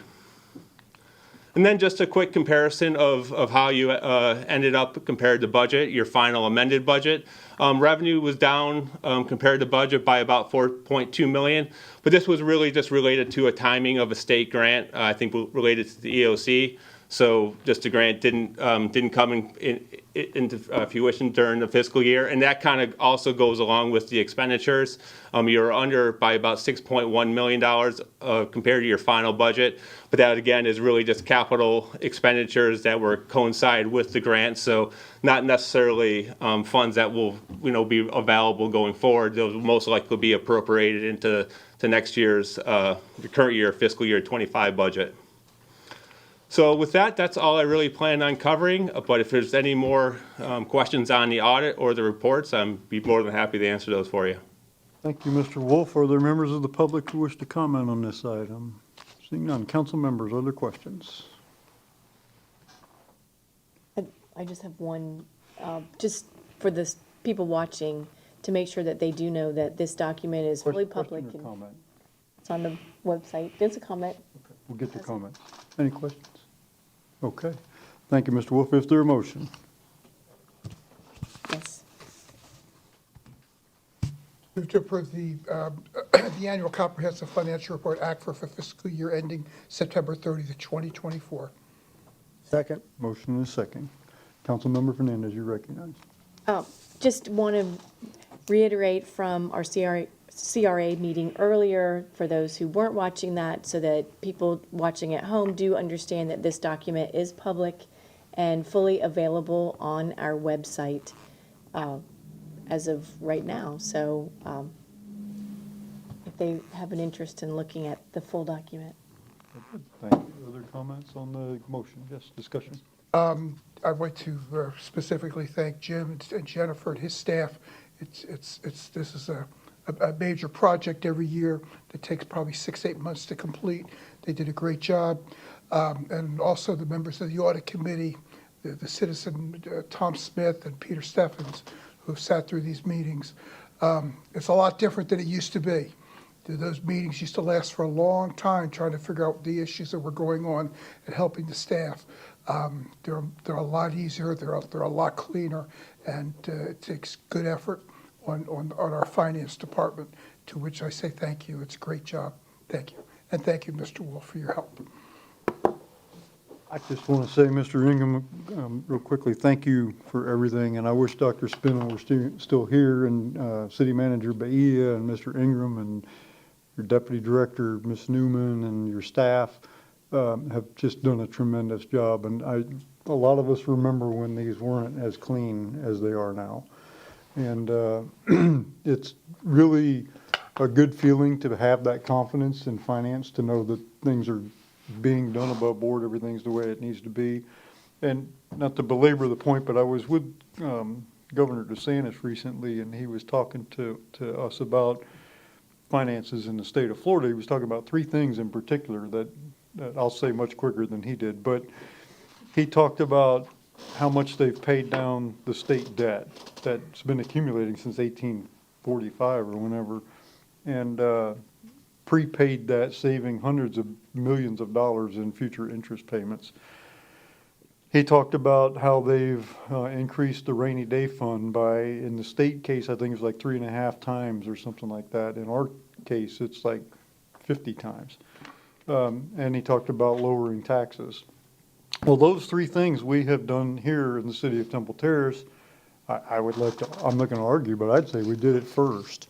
And so we've done that. We've paid down debt from the high water mark of like $30 million a few years ago. Now the whole debt's like hovering around $9 million, and it's 2% fixed. So why would you pay that off early? If we wanted to, we could. We have the money. The rainy day fund, it used to be like less than $1 million. It's way, and as Mr. Wolf pointed out, that's going to lower. I don't want anybody to get upset when it lowers. It's not that we have plans for spending that money. We're not just saving it in a mason jar. Some of that money's we have earmarks, but, and we've lowered your property tax rate twice in the past few years. So not a lot. I know it's not a lot, but it's some. And so all of that, or a lot of that, is due to the good management that our finance folks have done. So thank you, Jim. And so All those in favor of the motion say aye. Aye. Opposed? No nays? Thank you, Rich. Your report is approved. Next is a resolution approving the transfer of $1,316,213 from the general fund to the water and sewer fund. Mr. Ingram is here to explain. Back again. Thank you, Mr. Mayor and Council. In November of 2000, the City of Temple Terrace purchased property at 10851 Rollerson Ranch Road with the hope of building a wastewater treatment facility, which was later deemed unfeasible. The purchase was paid through the Water and Sewer Utilities Fund. This property was then sold by the city in 2023, resulting in net proceeds of $5,361,975. Our auditor, Jeff Wolf, has recommended that the amount equal to the original purchase amount be transferred from the general fund, unassigned fund balance, back to the Water and Sewer Utilities Fund. This amount is $1,316,213. So you can see after 23 years, we made a little money off of that. Adding this to our other approved unassigned fund balance expenditures for fiscal year 2025 will bring our unassigned fund balance to expenditures ratio to an estimated 35% to 37.5% by the end of fiscal year 2025. As we noted, we do have several projects that we are using unassigned fund balance this year. This is still well above the 25% target set by council and will allow the city to use additional unassigned fund balances to fund one-time expenditures in fiscal year 2025. The staff recommends that council approve the transfer of $1,316,213 from the general fund to the Water and Sewer Utility Fund. And I stand for any questions you might have. Thank you, Mr. Ingram. Are there members of the public who wish to comment? Council members, questions? Thank you, Mr. Ingram. If there are no questions, is there a motion? Yes, move to approve the resolution approving the transfer of $1,316,213 from the general fund to the Water and Sewer Utility Fund. Second. Motion by Councilmember Chambers, seconded by Vice Mayor Schister. Any discussion of the motion? Yes. Yes, Councilmember Fernandez. I just want, for people that are watching that are not governmental accounting experts, I just want them to understand that the Water and Sewer Fund is one of those business funds that the auditor was talking about. And those funds are specifically designed to be operated using primarily the fees that they charge.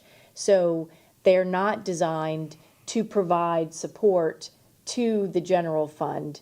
The general fund has its own funding, so this is the reason that we need to make this transfer back, because since this property was not used for a water treatment processing plant or anything else to do with the Water and Sewer Fund, that fund needs to be reimbursed to make that fund whole, because the use of this property, obviously it was sold, but the use of the funds that we received from that sale are going to be used for general fund expenditures, primarily creating our new public safety complex. So that's the reason the auditor recommended that we do this, and that is the reason why City Council has proposed this motion. Other comments on the motion? If not, all those in favor say aye. Aye. Opposed? No nays. Resolution is adopted. Thank you, Mr. Ingram. Next is a resolution authorizing City Manager Bahia to approve a change order with Bandy's Construction for the progressive design build of the Whiteway Utility Service Center in the amount of $1,685,872. I think, Mr. Bahia, you're going to discuss this? Yes, sir. Thank Good evening, Mr. Mayor, members of City Council. So through Resolution 04722, the City Council approved a list of ARPA-funded projects. And inclusive on that list was the Whiteway Utility Service Center. In 2024, the City Council adopted Resolution 6224 at its July 2nd meeting, authorizing the city to enter into a contract with Bandis Construction for the progressive design build of the Whiteway Utility Service Center at a budgeted amount of $7 million. And that project was 100% funded by federal ARPA dollars. Since last summer, as the design build contractor has progressed through its design and related due diligence, several additional cost items have been identified, resulting in the need for a change order in the amount of $1,685,872. The additional funds will be allocated, if council approves it this evening, from the Water and Sewer Reserve account. The items driving the need for this change order are a handful, and they're as follows. The first is site work. So there have been some underground site conflicts that were discovered with the piping from the city's wells to the water treatment plant. This required stormwater retention to be contained in an underground storage vault. And then the installation of this vault triggered the modification of other utilities. This item added $565,000 to the project.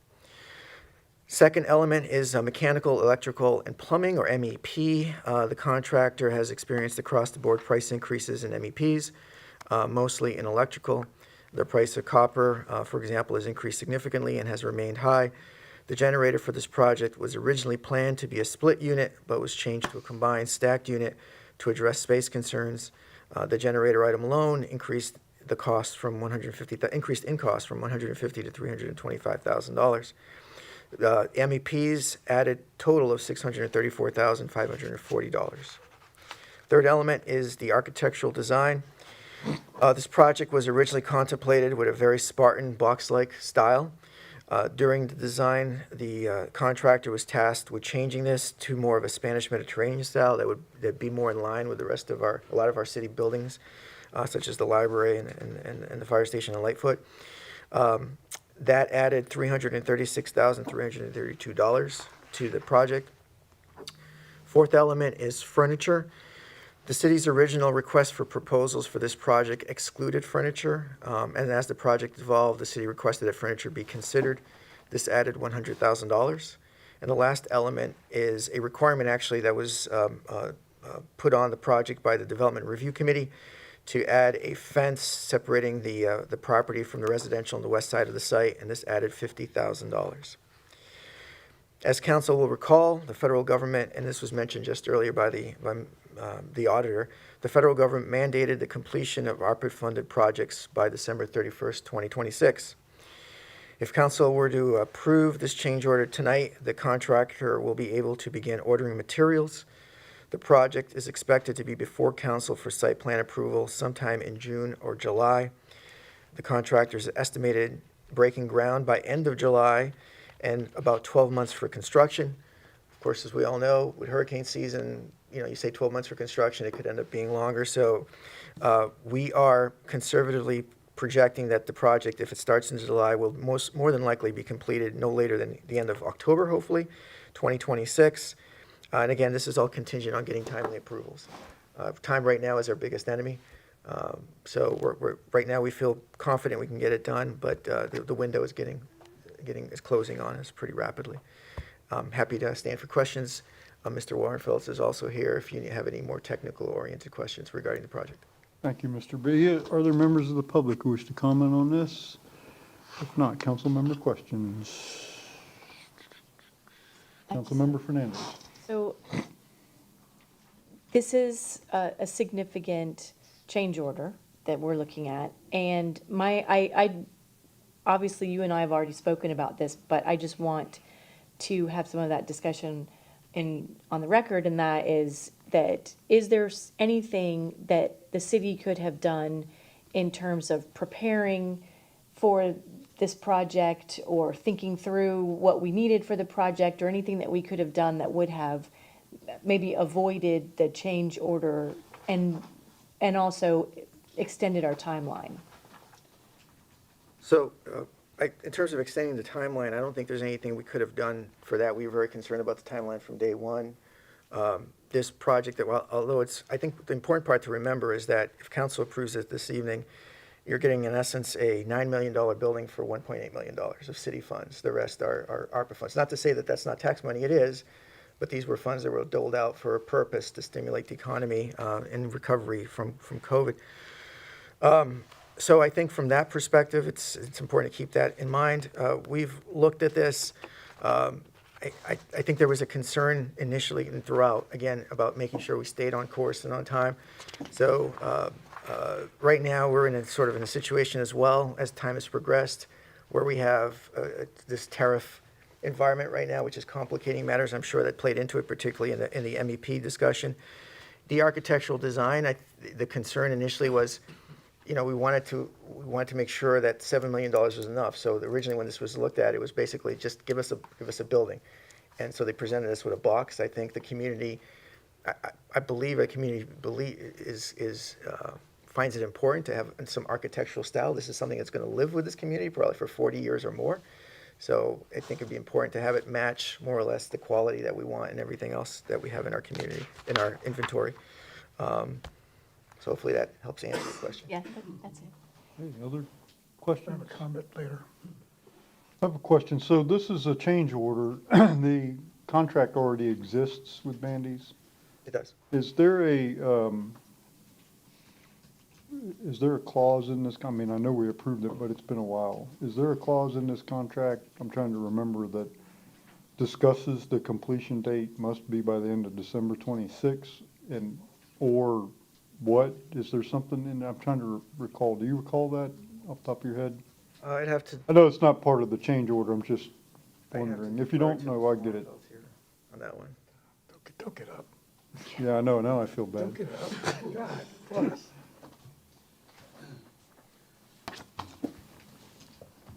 Jason Morford, Public Inspector.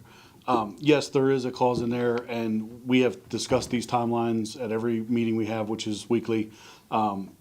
The understanding is with the timely approvals, we will hit the ARPA deadline and the project will be completed.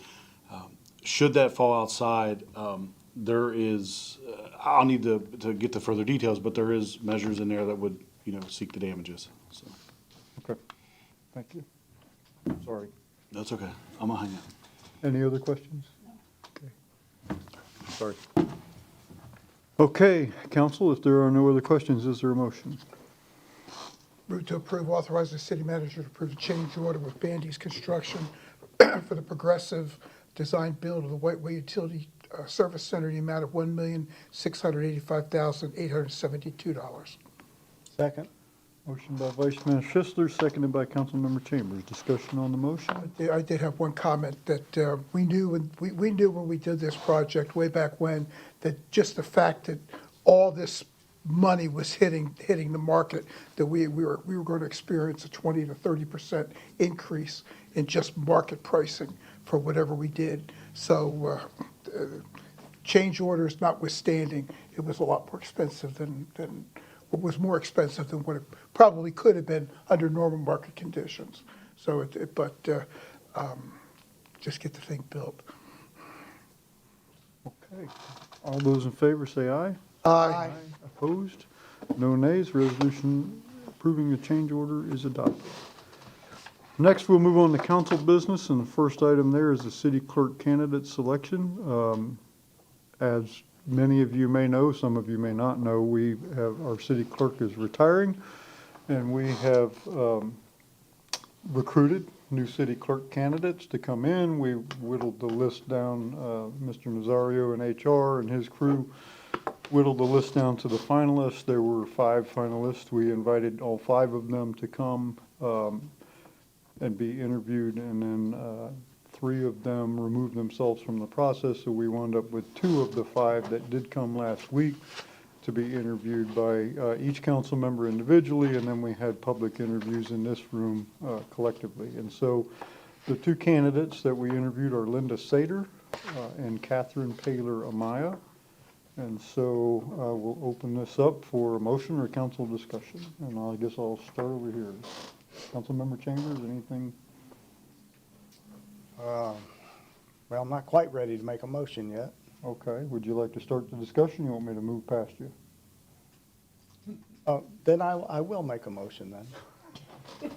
Well, You're recognized to do just about whatever you want. All right, so let me change that again. I'll make a comment, then a motion. Okay. You know, we have a couple choices. Obviously, we have the two candidates. If we don't like these two candidates or we don't think they're sufficient, then we can always go back into the process. Correct. So my view is not to go back into the process. That's just to get that out there. So, still on discussion, my choice would be Ms. Sater. Okay. Is that a motion or? It's not a motion yet, and I Okay. want to hear the discussion of the group. Okay, Councilmember Fernandez. I think that both of them are very qualified candidates, and I think that we would do well with either one of them. My preference is Linda Sater, being that she is currently employed as a clerk and is very comfortable with that role. And even though coming from another state, I know that they have similar, it's one of the things that we discussed in our conversation. There are similarities between what's required in Kansas and Florida. So I'm more comfortable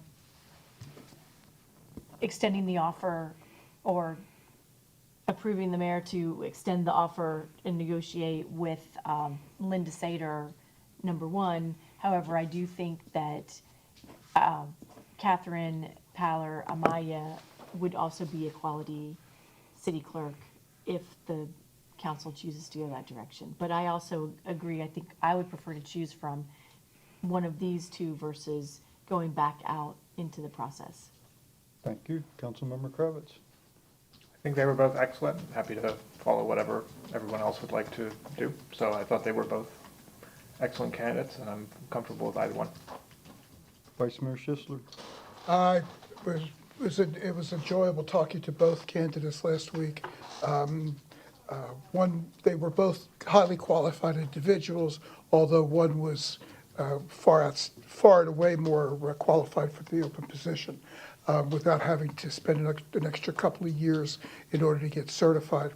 I am very comfortable with moving forward and offering, or having the mayor offer the position to Linda Sater. Okay. I too enjoyed talking with both of them. They were both, I think, very articulate, very easy to interact with, very intelligent. Both of them were really impressive women. I preferred Linda Sater's experience in this area more than I did Ms. Paler Amaya. Although Ms. Paler Amaya is a very qualified woman, it's in the area of immigration law as opposed to city clerk. And so Ms. Sater, I think, although it is out of state, in another state, a couple key areas that I kind of focused on when I had our one-on-one, because I knew they were priority to many of us, was her experience and knowledge and savvy with document management systems. And I think we all have discussed before that we could use some improvement in that area, more modernized technology and maybe a better system and digitizing things and making it more searchable and more readily. And she had experience with that and discussed about what they've done in Olathe with document management systems. So it wasn't, she didn't just get the concept, she has experience doing that. The other thing I discussed with her, because I knew it was important to me, and I think it's important to others too, was some of the administrative support for the council members in terms of forward-looking, public-facing calendars, calendar invites to our commitments, those types of things. And she went into length to discuss what they've done in Olathe with that, and some of that was her work. And so she talked about the way they've got a really robust system of calendar invites so they know who's going to what. She also talked about something that she was quick to say she didn't take credit for creating this, but it's something they have, and that is a contract central repository for contracts where they have, basically it's a database, but where they've inputted all the city contracts from all the departments. The front work was a lot because every time you buy a widget in whatever department, it comes with a user agreement or whatever. So there's all these little contracts out there that, they're sitting in different places.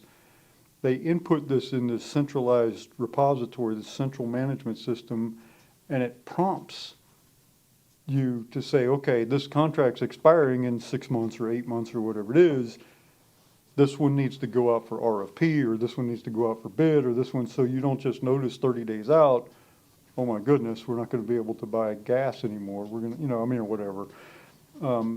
It prompts you to take action before the contracts run out. And so, anyway, I don't wanna repeat everything that she told me, but I think because of her experience, and particularly in the areas that we're looking for improvement in, I would also think that she would be the more plug-and-play candidate. I think both of them could do it, but I think the learning curve would be much shorter for Ms. Sater, so that's my vote.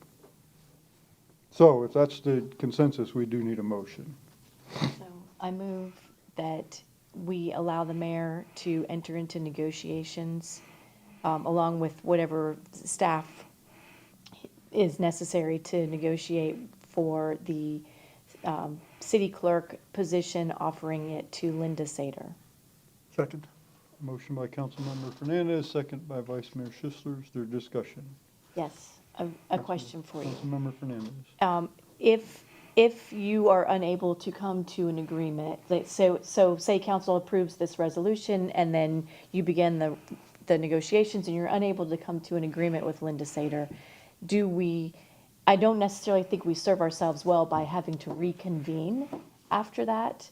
So should I include in the motion that if all avenues, if those negotiations don't progress, that you automatically move to Catherine Paller Amaya? If that is the council's desire, then yes, it should be in the motion, yeah.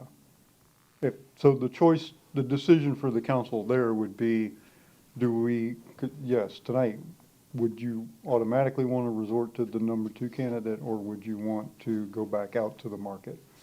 Well, what I'm thinking, if you go through this process, we know our city clerk is retiring. We do have a definitive timeline, but my only concern is can you do whatever negotiations you would need to do without coming back to council in that maybe we've got the parameters of this is the expectation for what we'd offer as a salary or whatever, and that's not necessarily coming out, but you think you're close. Can you continue that negotiation? Or would it serve the city better to let that process expire and then come back to us and ask for, I don't think it does, but anyway, for approval to then progress with the second candidate, so. So good questions, good discussion. The process is, first of all, I can't do anything. It's the council that hires and fires charter officers. All I can do is negotiate and get HR's help to negotiate with we're doing this already with the deputy city attorney, or the city attorney.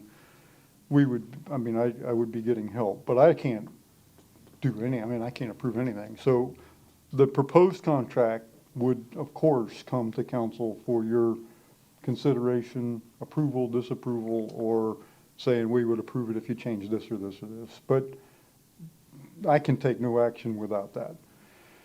It's my opinion, since we are on the clock, it would be beneficial for the council to make a decision tonight whether you want to go ahead and authorize us to move to the second candidate, or whether you want to authorize us to go back out to the market and advertise this again.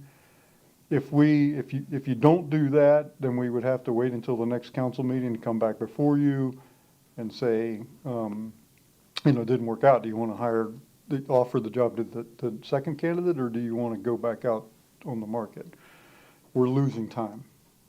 And it would be my preference, if it's the council's pleasure, for you to make that decision now and include it in the motion. Do you want to go back out if things don't work out with Ms. Sater, or do you want to offer the position to the second candidate?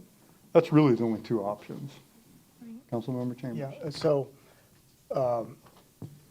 we can either modify the motion to include that, or we can vote on this motion and then make another motion after It that. would be cleaner if we modified the motion. Okay.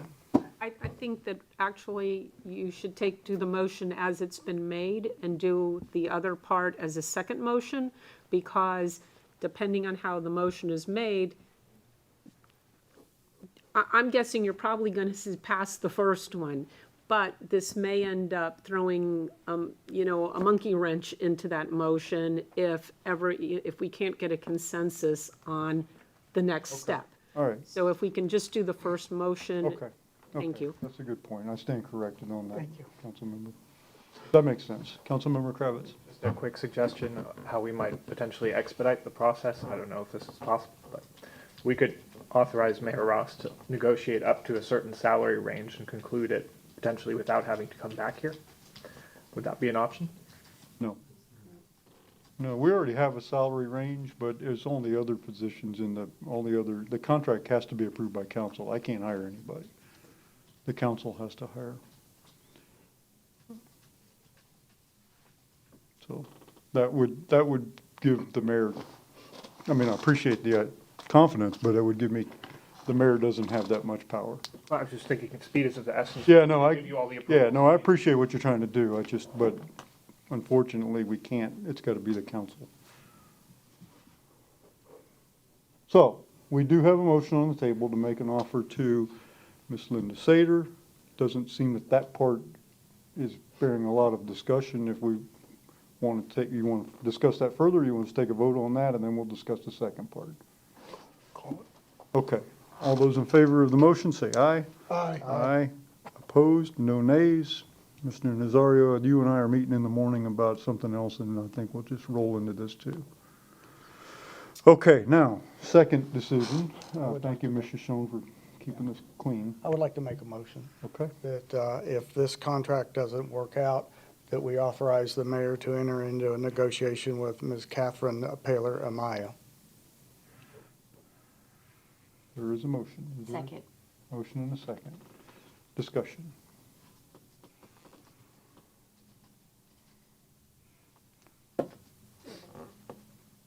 I'm not sure what to do because I'm conflicted on this one. I do understand the time crunch we're under, and I liked Ms. Paler Amaya. She interviewed very well. But when we went out for the city attorney years ago, and then we went out for the city manager a few years ago, the council had very specific skills, KSAs, knowledge, skills, and abilities that we were looking for. We interviewed several city attorney candidates, and we hired the one that had the most city attorney experience. When we went and did a national search for the city manager, we did the same thing. We brought in finalists, and we interviewed them against the KSAs that we had already agreed we were looking for. If we think about this process in those terms, Ms. Paler Amaya, as nice as she is and as smart as she is, she doesn't meet any of the KSAs that we're looking for. It certainly expedites things, and I don't think any of us would dislike her. I mean, she's very, but on her first day in the office, how much knowledge is she going to have about being a city clerk in the state of Florida? And that concerns me a little bit. And I mean, it's not that I don't think we've established, it's not that. It concerns me a little bit that for the first however many months, she's gonna be relying on our assistant city clerk to answer all the questions about how to do code board and how to do public records. And then one of her first tasks is to hire a deputy city clerk. And the person that she's looking for as a deputy city clerk is gonna have hopefully more experience in this field than she does, which is, I don't know. So I'm good with it if you guys are comfortable, and I have a little concern about that. Vice Mayor? I kind of go along the same lines. Very nice lady, very intelligent, very capable, but we're not a city manager. I'm sorry, not a city clerk. And it's going to take 2 years of training to get there. Hope not. Right, until she's certified, it'll be 2 years.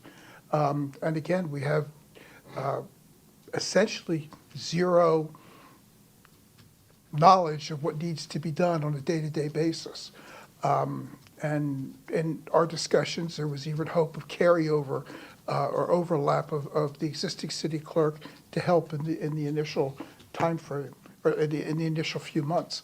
And I don't know that that's feasible. I don't know that that's what we want. I don't want to be back here in 3 or 4 months when everything comes to a screeching halt and we have to start all over again. I was glad we separated the motions, because while I'm 100% in favor of Ms. Satter, I could support a quick jump over and to the second candidate at this point. I would almost prefer to go back out into the marketplace. However we could do that, I don't know what our fallback position is, given the time crunch.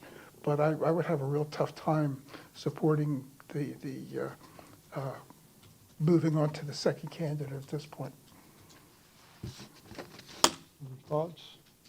I'm torn on this. I really am. I don't know. I'm not dug in on. My thoughts are, I do think that my biggest concern with what we're facing is more of the document management and retention, which would actually be implementing a system that we don't have right now.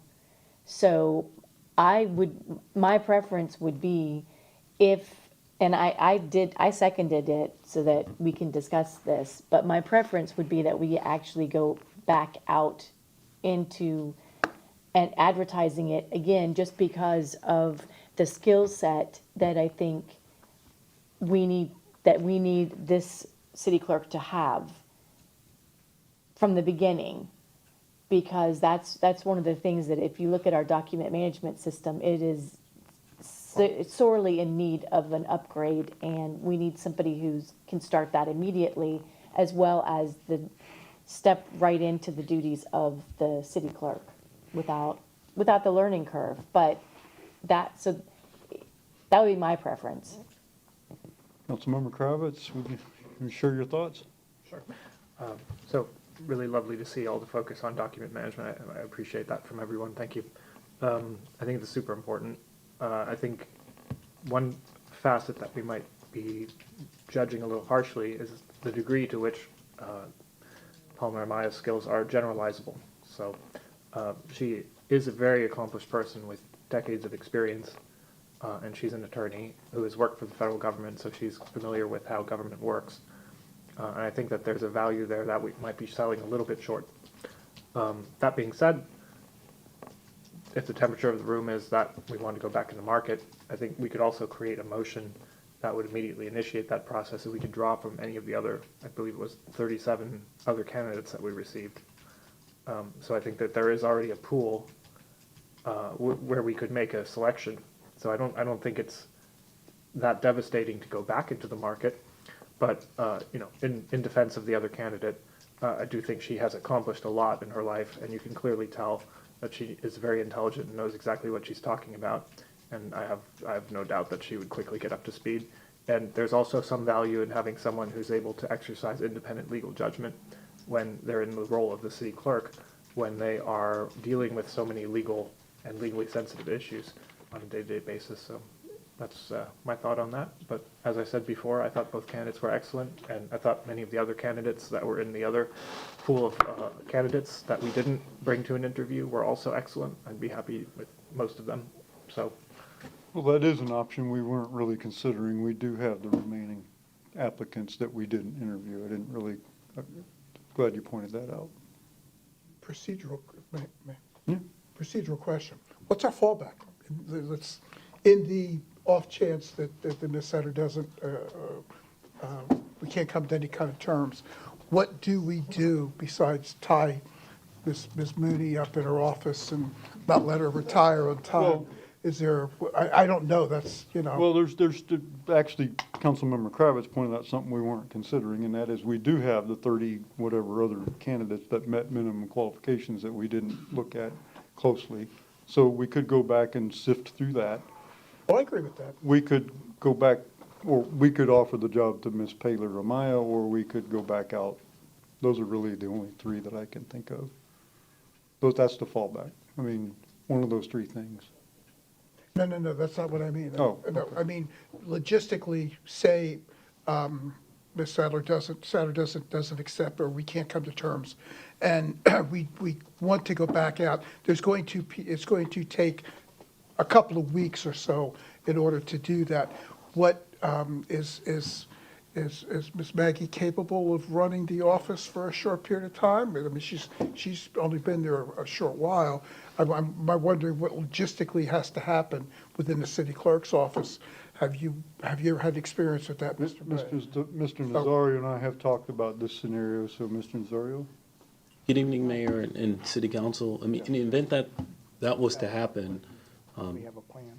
we would go out there and try to identify an interim city clerk. I think not only will we do that, but I think as a city staff in general, we collaborate, we work together as a team. So we would do all that we could to make sure that the city clerk's office is supported. We have a plan. That's Just make sure we had a plan. Councilmember Thank you, Chambers. Mayor. So to expand on that, is there a program or a group like we got Dr. Spina for our interim city manager? Is a group that city clerks that could bring people in, the retired city clerks that may come in for a short period of time? I'm not aware of a group, but we will try to lean on our professional networks to try to identify someone who's maybe retired, who's willing to offer us that service.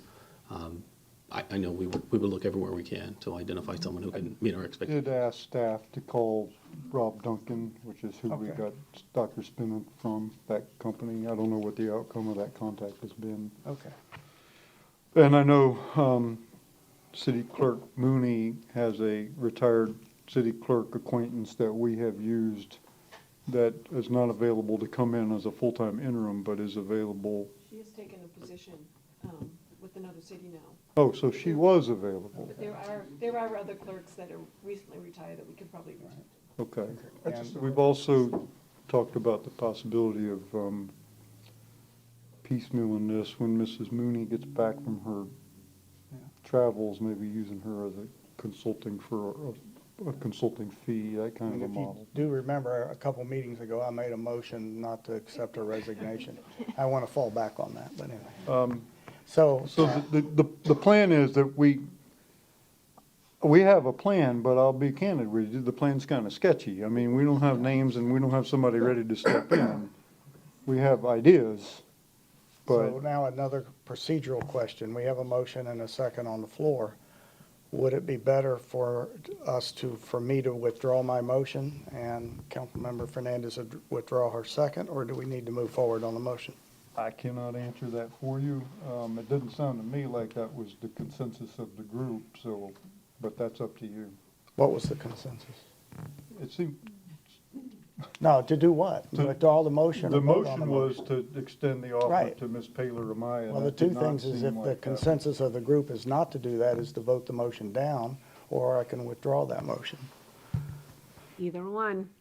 You can withdraw it if the second withdraws as well, or you can go ahead and take the vote and then move on from there. It may require then another motion. So I mean, I Yes, can- to I get can- this off the table, we could either call for the vote, or you could withdraw it, and then we could discuss the next thing. So they're very, very valid points, and I made the motion so we can discuss it, so I will withdraw my motion. I will withdraw my second. Okay, so, Was it? what's that? No, it was Councilmember Fernandez.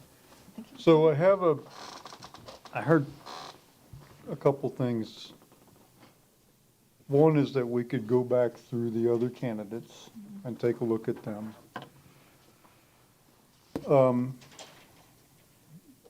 But I would submit to you that we wouldn't want to tell HR to go sift through them and then wait for our approval to select the next couple to bring in.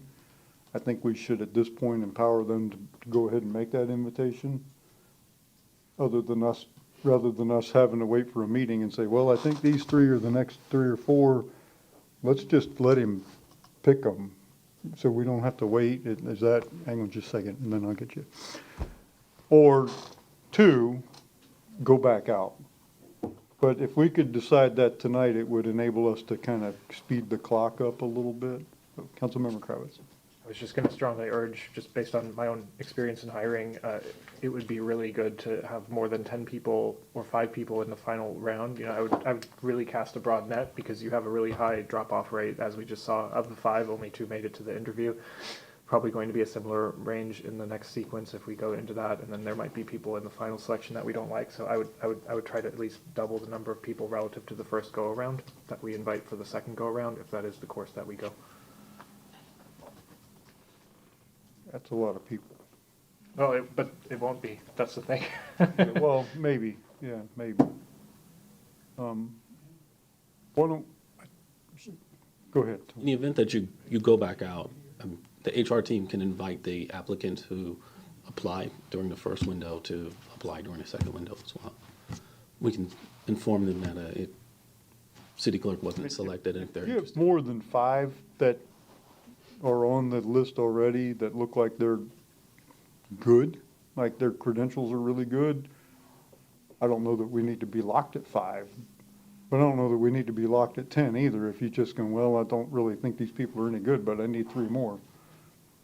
I think that's not good. I can present as many that are I'd say is comparative, or that are close in comparison. So if, based off of who's in the top 5, if there are candidates that are similar, to have similar skills, knowledge, and abilities, I can also include them in that selection. So what do you think of a motion that would say we instruct HR to go through the list of applicants that currently exists, and enough of them look like they're a good enough match to schedule them based on his judgment? And we'll get Jeannie to schedule another day of, and that number may be more than 5, it may be however, right? Because we only got 2 out of this one, so maybe we go to whatever. And if that doesn't work, and in your estimation, nobody really looks like they meet what we're looking for, go back out for, I don't know, a week, 2 weeks, whatever it is, to go back out. That could be in one motion, and we give him some direction tonight. Agreed. Does that sound like a plan, or It wouldn't be, sorry, Mayor. Yeah. It wouldn't be difficult for us to do both. do both? In the event that we did this, I would post a job for a short window of time to try to continue to expand on our candidate pool under the circumstances. Okay, well, we can make a motion to do both then. 'Cause I don't have a better idea, I don't know what else to do. Let me clarify that before, I'm willing to make a motion, but you said to do cull what we already have, plus go back out? Or both, do both? Yes. Okay. Ready for a motion? Sound all right? Oh, I'm sorry. Got a better idea? I mean, I don't know. No, it's a good idea. 2-pronged approach. I think, yeah, draw from the people we have, and then if we have to, we go out. And that's in case that our preferred candidate does not accept it. Okay, Vice Mayor, you, Okay. In the off chance that the mayor is unable to negotiate successfully with our first candidate, then to authorize HR to go back and review what we've got and go back out into the marketplace for a short period of time to come up with a new list of potential candidates for review. Second. Motion is second. Discussion of the motion. All the- Brief discussion. Councilmember Kravitz. Would it be a good idea to amend the motion to provide HR with wide discretion, within HR's discretion or some discretionary language that would give them a bit more scope of action? Or is that? I think it was included. It was, I think, okay. yeah. All right. Yeah. Then, no problem. Good. All those in favor, say aye. Aye. Opposed, no nays. You gonna be here for the rest of the meeting? Yes, Mayor. You are now, right? Pretty much. All right. If not, I'll call you in the morning and we'll, okay. Thank you. Appreciate your help. Any other council business, council members? Councilmember Kravitz. So, just very happy about the document management discussion. Thank you very much for that. That's a big relief to see that moving forward. I actually have a request. I appreciate the trust in the flag project. It's been a pleasure that I've been able to use my own resources to move that forward. It's been a mix of my campaign infrastructure, my staff, and my personal funds to try and generate the engagement that our community really wanted to have. So we've made a lot of progress, but the progress is at risk now. I was informed that my staff can no longer work on this project unless the city council formally authorizes it, so that's what I'm asking for tonight. My staff have been really essential in moving this forward. I've sent out emails to thousands of people. I've used my own mailing lists. I've been processing the entire workflow through my staff. They've been handling the procurement and contact and outreach to previous submittals in the 2024 effort that failed. And they've been doing the intake for everyone else right now. And they've been communicating with people about the design process. So it's been a pretty significant undertaking. And I don't think it was anyone's intention to block this work, but right now, without this approval, the effort is going to stall. So, I hope everyone here has the shared goal of having this be a really good symbol. And so that's why I'd be really sad to see all this promising work go to waste. So that's why I'm making a motion to that the city council instruct the city manager to authorize my staff to serve as volunteer assistants under my direction with access to the relevant city communication tools for the duration of the flag project. So I hope there's a second. I'll second. So but I have questions. I don't, okay, you first. I'm not even sure, I don't understand what we're talking about. I understand the email part. I don't know what you're doing. I'm not sure first of all, what staff and what projects and I don't know what so anyway, but you first, you second. Those are my questions. So I guess specifically, who's the staff and what do we need our city staff to do that they're not, haven't been able to do without, which is very true because we did decide multiple councils ago that any individual city council person cannot incur staff time more than 4 hours on a project without the city council agreeing. So it's not one of us directs the city staff individually. So that's where that came from, was a past council. But so I guess I need more information about what you're asking for. Yeah, no problem. Well, let's get Councilmember Fernandez's questions. Are you yielding the floor to me? Yes. Oh, she still has the floor. She asked you some questions. Yeah. Okay. So the people in question are my staffers, Alex Weston and Maria Donovan, both very talented and exemplary workers, and they've been helping me manage all of the intake. So it is a big process to manage all of these submissions, to reach out to everyone about their designs, make sure the communication is clear about the guidelines and the expectations for the flag designs, which we developed in a workshop a while ago with public input. And of course, also emailing thousands of people in order to do the outreach is quite difficult. So each time an email goes out, it requires about 20 separate emails. I have to process do not contact requests. For example, someone gets an email from me about this. then they can write in, they can say, please don't contact me anymore, and then I remove them. So I have them helping me make sure that people don't get contacted when they don't want to be contacted. And so, you know, just trying to do my best in terms of moving the engagement forward. The other issue with using city infrastructure is that the city doesn't have a mailing list for people like I do, because they don't have access, as far as I'm aware, to voter databases, which are public. So I've been trying to progress this with whatever is at my disposal in order to meet the brief that was given to me and produce a good design for everyone, or at least a variety of good designs that people can then select from. So that's the background to that. I've tried to work with city staff, and it has been mildly successful. So some posts have been made on social media once or twice. There's now a screen on the rec center that shows if you have a flag that you'd like to submit, then you can look at the city website for some more information.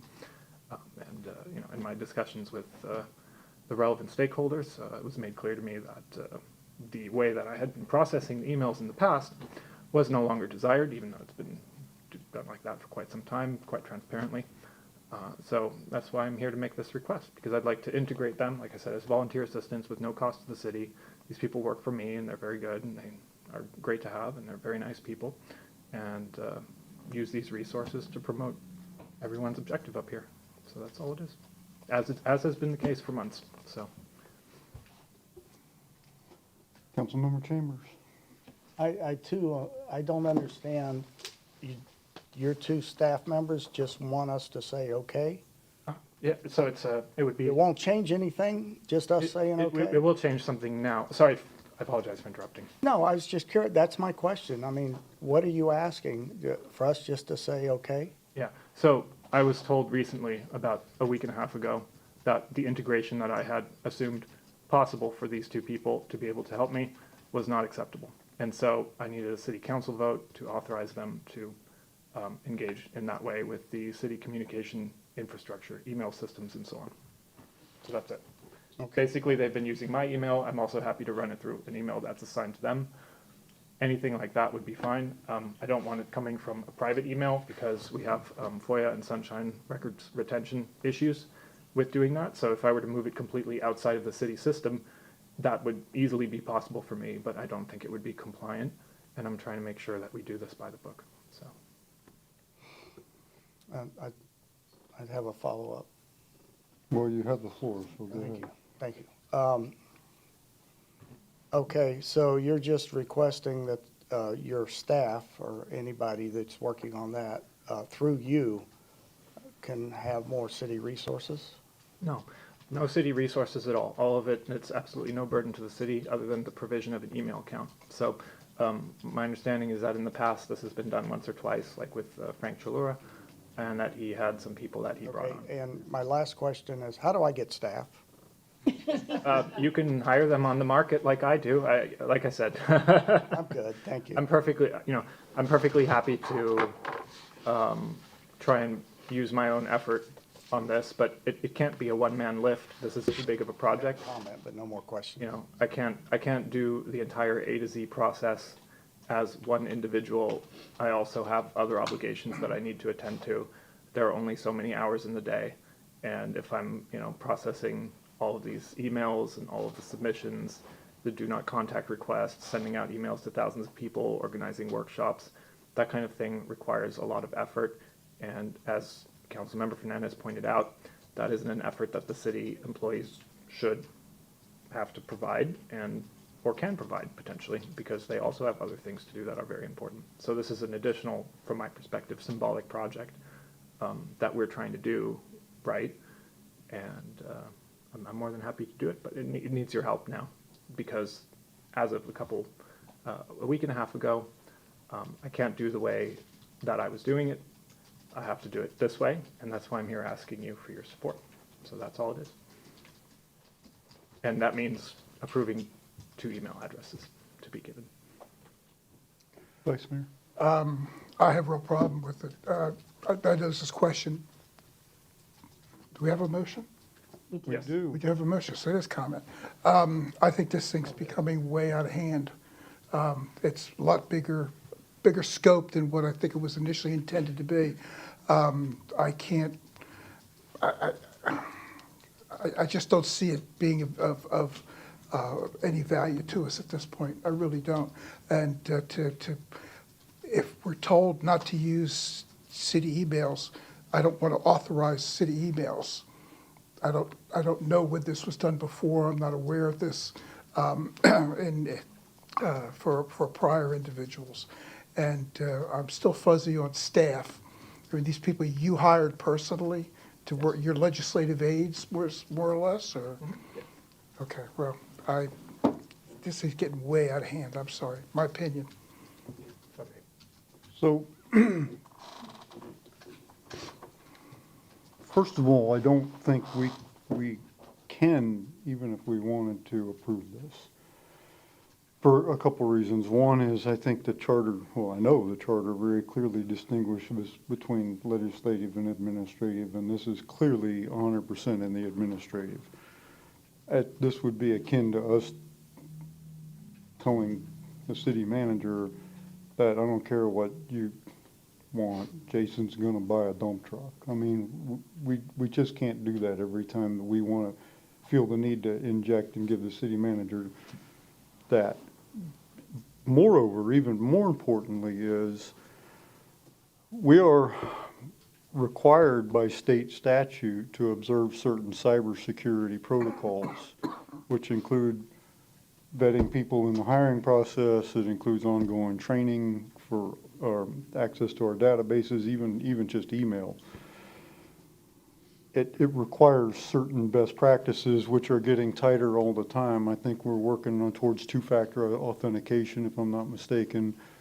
If you open suspicious phishing emails, accidentally open the attachment, there's consequences to that for employees and council members, which I don't think we have.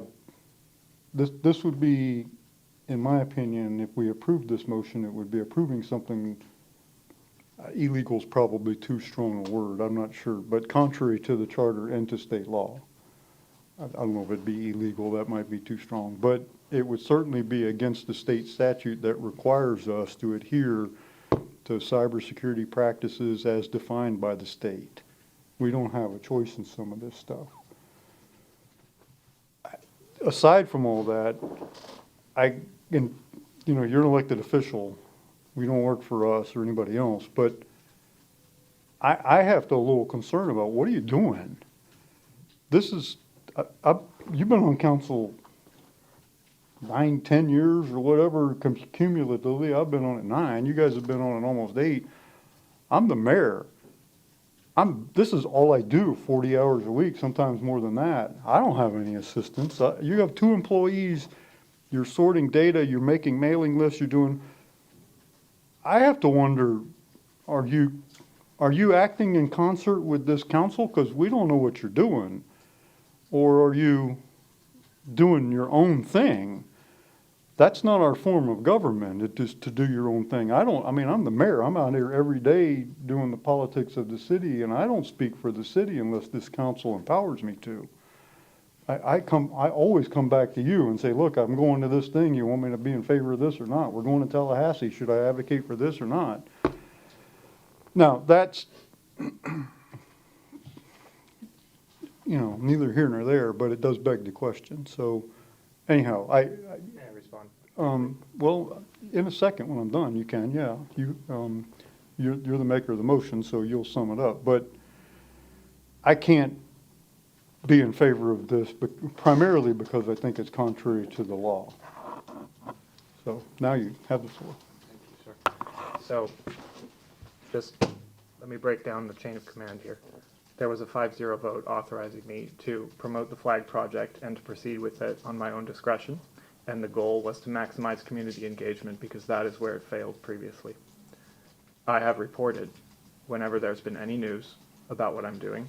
There have been multiple sessions here where I said, under old business, I have sent emails to everyone informing them about what we are doing with the flag project.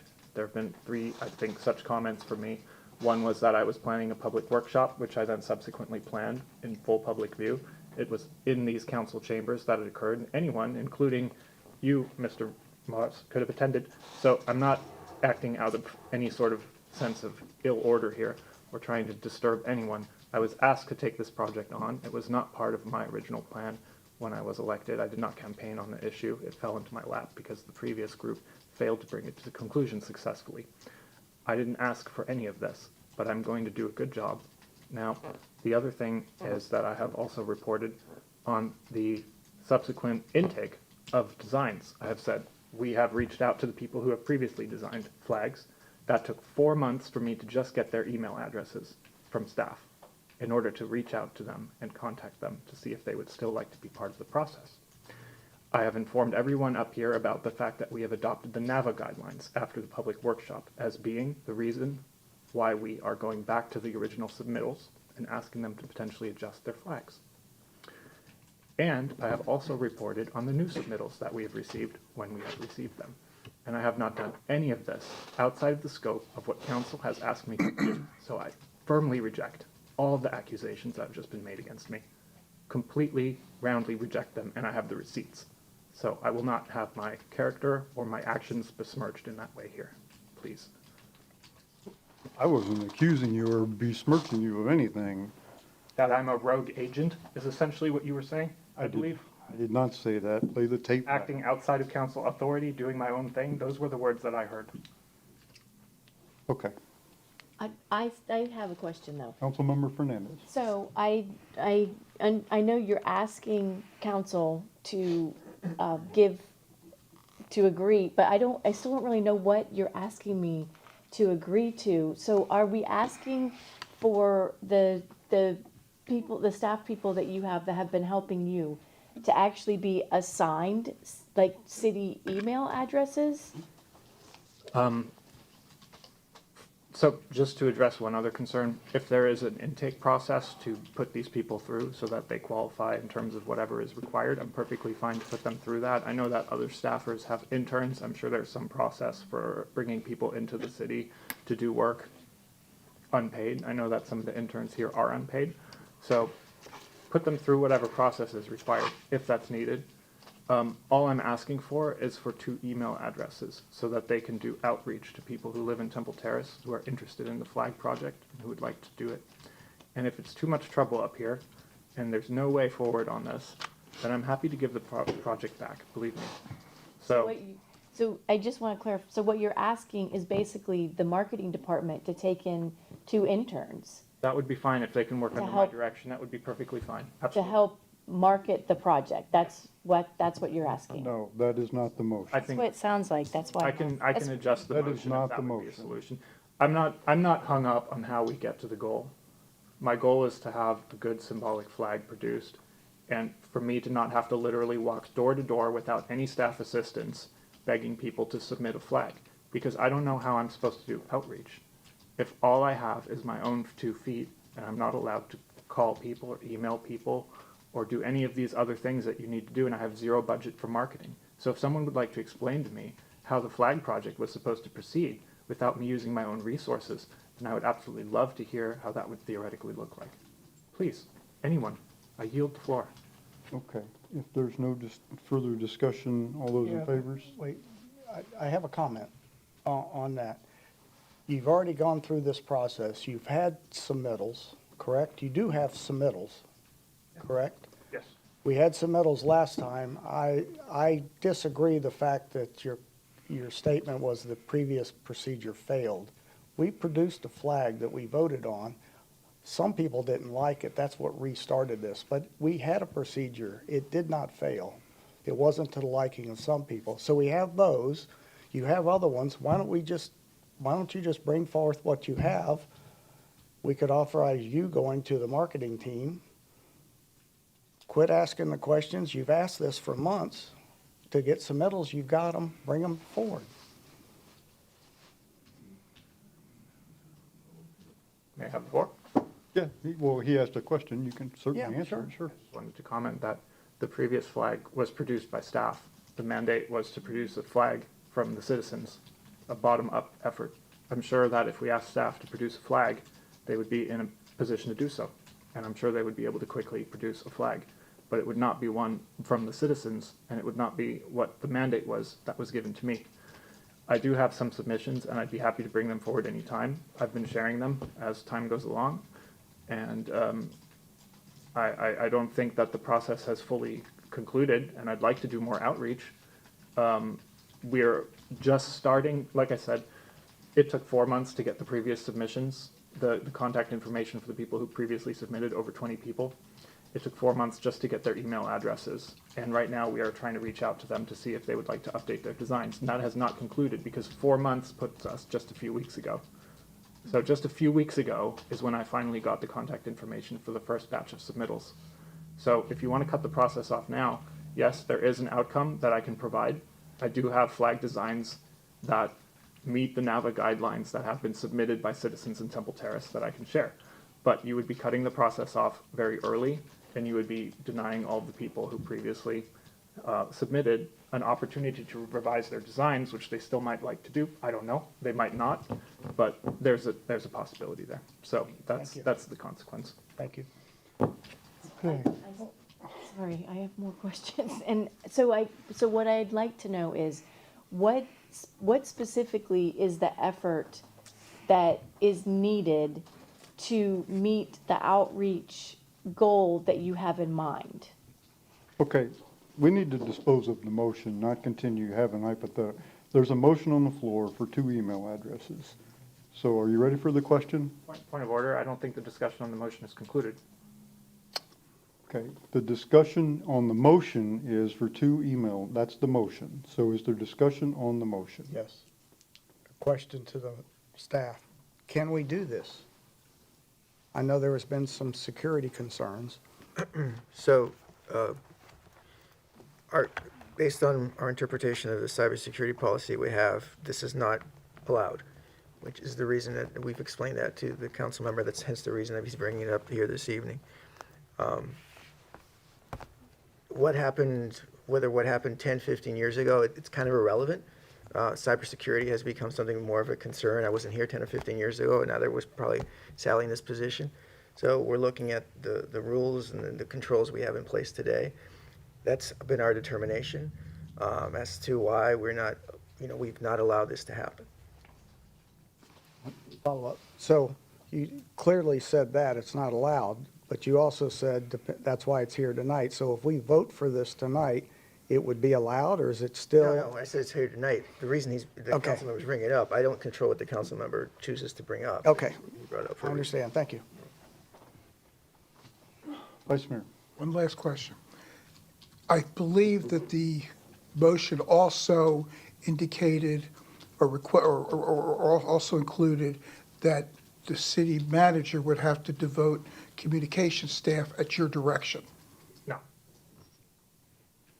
Then I think the motion needs to be restated so that we're on the same page, because right now, The I'm motion is here. very simple. It's for 2 email addresses for Councilmember Kravitz's staff. That's the motion. May I briefly just? Briefly, because you've had the floor about 6 times. So yes, you may sum it up, and then we're going to call the question. So yes, you may have the floor. I'm sure there are technicalities, and I'm sure that with all of the expertise that we have up here, we'll find some way to address those, even if, for example, I thought the very creative solution there was to have them come as interns for the marketing department and be at my direction. I know that there are interns at the marketing department. I don't see how we can have interns there that comply with this policy, but it would be impossible for other people to comply with it just because they're helping me with this project. So I'm sure there is a clever way of addressing this. I'm not prescribing a particular method. If there is no desire to do this, then I'm happy, as I said, I will bring my results from the flag project and then I will happily give it back. I have no issue doing that at all. So if that is the outcome here, then I'm happy to withdraw my motion and I will give you the flag project back. Thank you very much. May I address the intern question, just for clarification? So the interns that the council member is referring to are interns that were included in the city's budget. They are employees of the city. They undergo a background check like any other employee with the city. They work in the departments that they've been assigned, and they work for the supervisors in the department who are city employees. It's a different animal than what is being discussed here this evening, just to clarify that. They're also covered under a workers' comp, and they even if they're not paid, and they're just volunteering, because we've had legal interns in my department. They fill out the same application forms, it goes to HR, their background is checked, and they're covered under a workers' comp, but they're supervised by city employees, not supervised by a council person.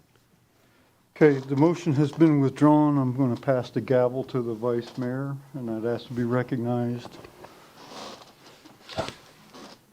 Okay, I make a motion that we table the flag project.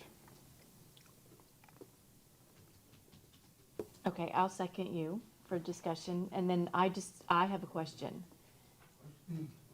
And that has to do with outreach. I'm sorry, I'm shocked. I wasn't expecting this. Councilman Fernandez, you're recognized. You can get to play there. Well, and then, I just have a question about, is there a way that, this topic comes up often about outreach, not necessarily about this project specifically, but outreach to the community when we're trying to get them information or request some sort of There's input. a motion to table. Right, so I just want to know, if after we discuss this, if we table this motion, are we still able to talk to staff about other ways to outreach? There's a motion on the table to table the flag project.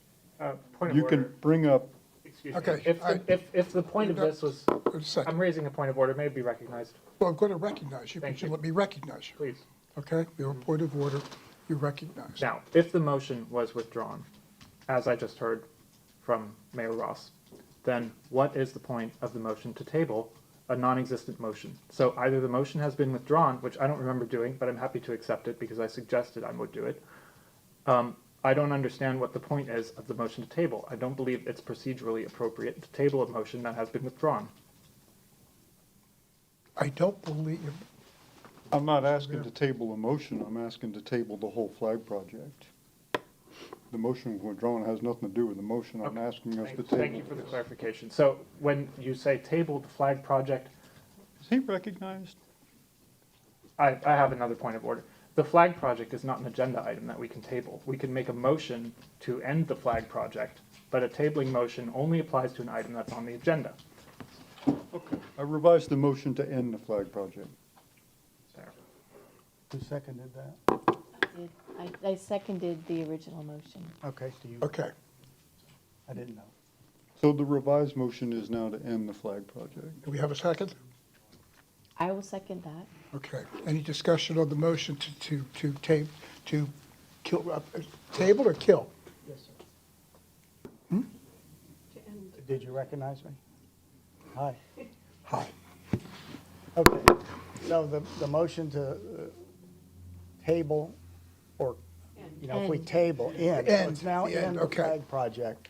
Our goal was to have a Temple Terrace flag. It's been talked about forever. I'm not willing to stop that goal. I still think we need a flag.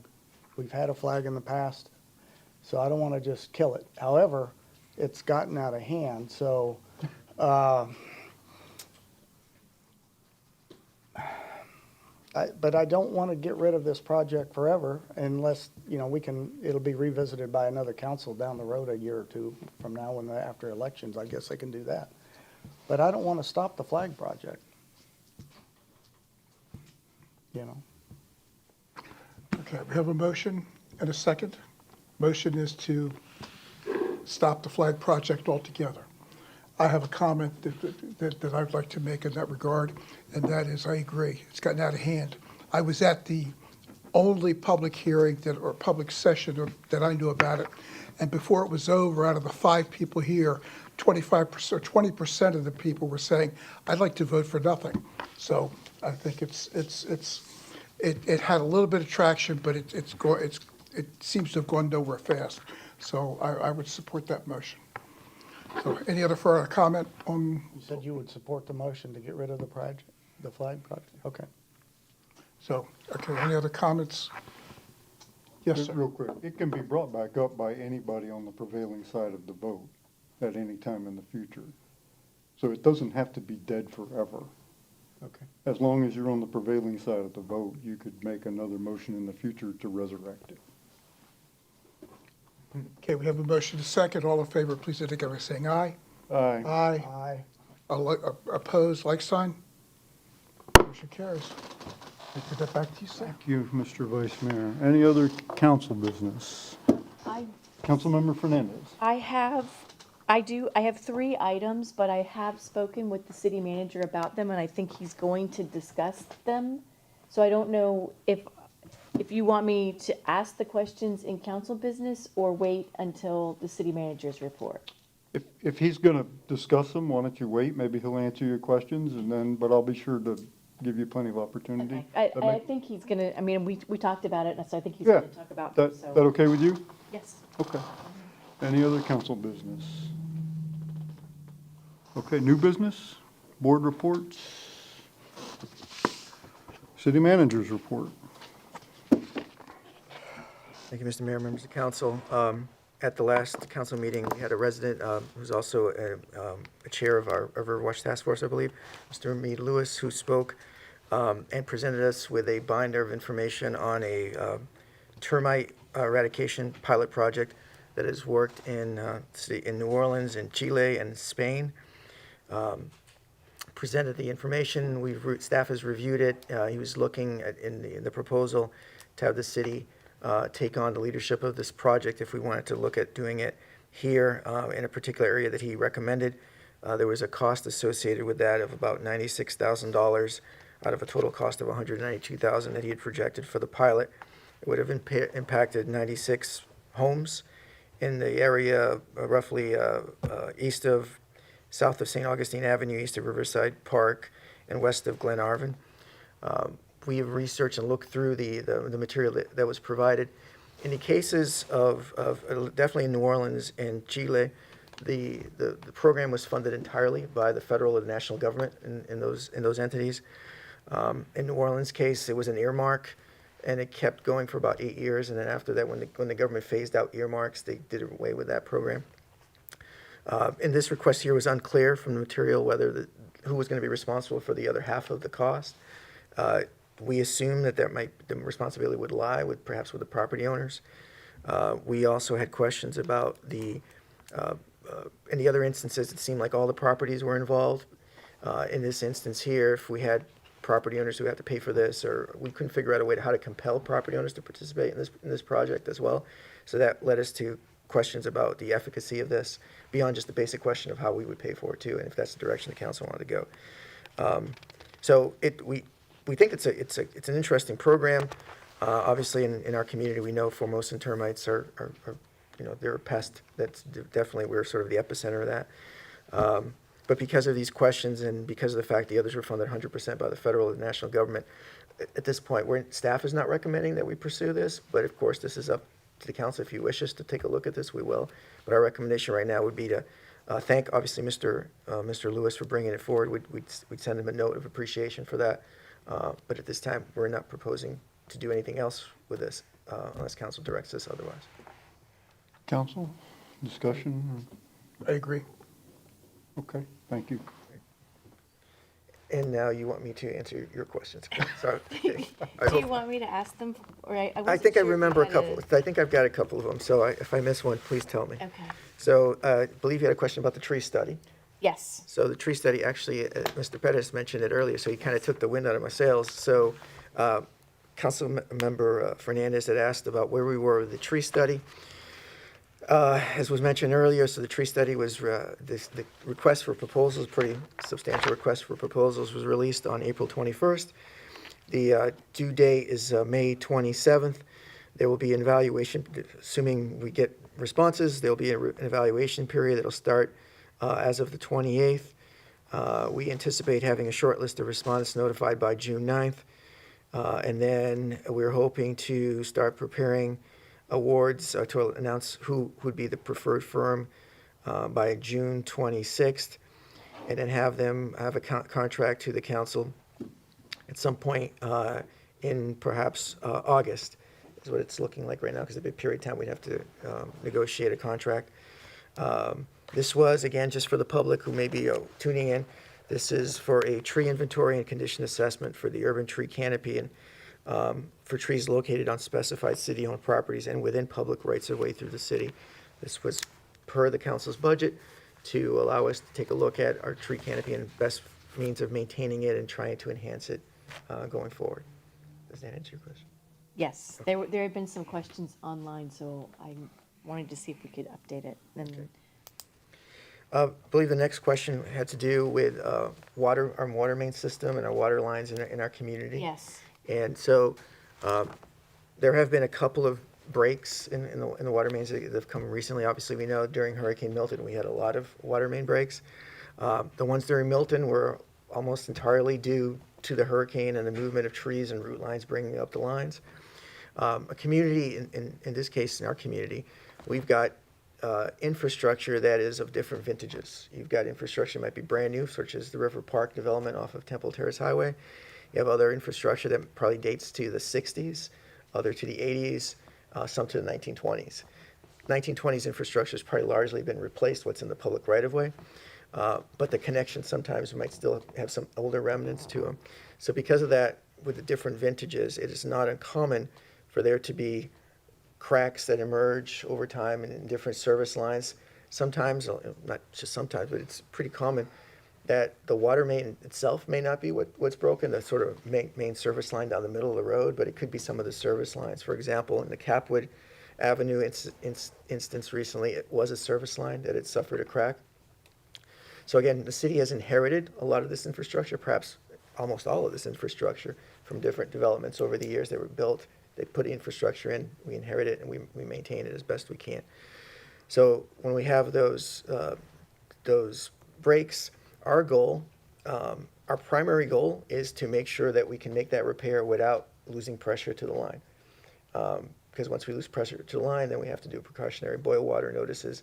So we try to avoid that at all costs. That's why you've probably seen images of our workers, up to their shoulders in water, because they're trying to keep the line open so they can make that repair. It does complicate the repair, but it prevents us from inconveniencing people.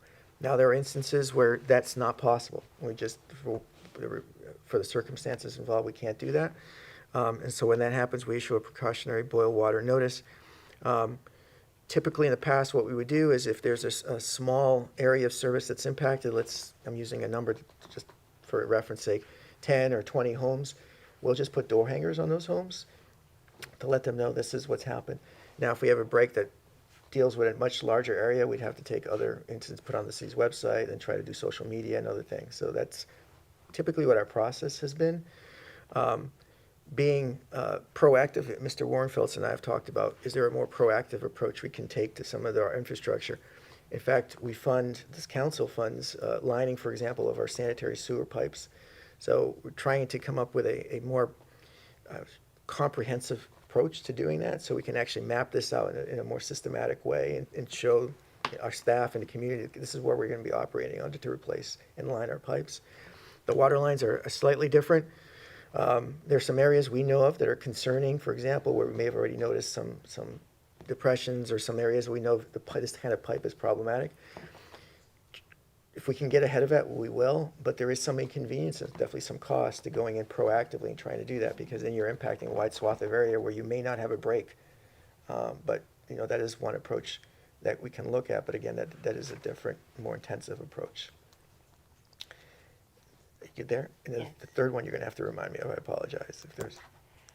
well, that had to do with the new city app.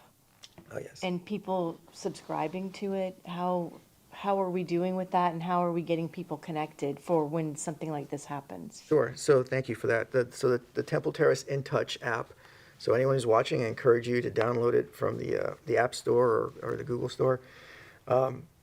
It's called See Click Fix. That's sort of the back end name for this. And what it allows is anyone who wants to use this, they would register for it, and then they're able to take a picture, for example, of something they see in the community. It may be a pothole, it could be a tree down, or whatever it might be. If you take the picture through the app, it geolocates the address. There are menus there, so you can pick which category you're sort of answering. If it's potholes, you pick that. That will be then directed to the staff who's germane to that particular issue. It allows us to track our performance a lot better also, systematically.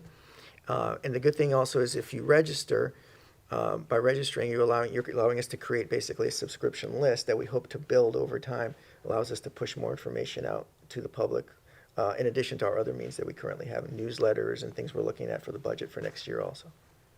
So I just have one question about that. Would it be possible to do an app tutorial and broadcast it on our TV channels? Yes, we can do that. Anything else, Mr. Beal? No, sir. City Attorney's report. I have nothing. Anything else to come before the council? Okay, if not, we will stand adjourned.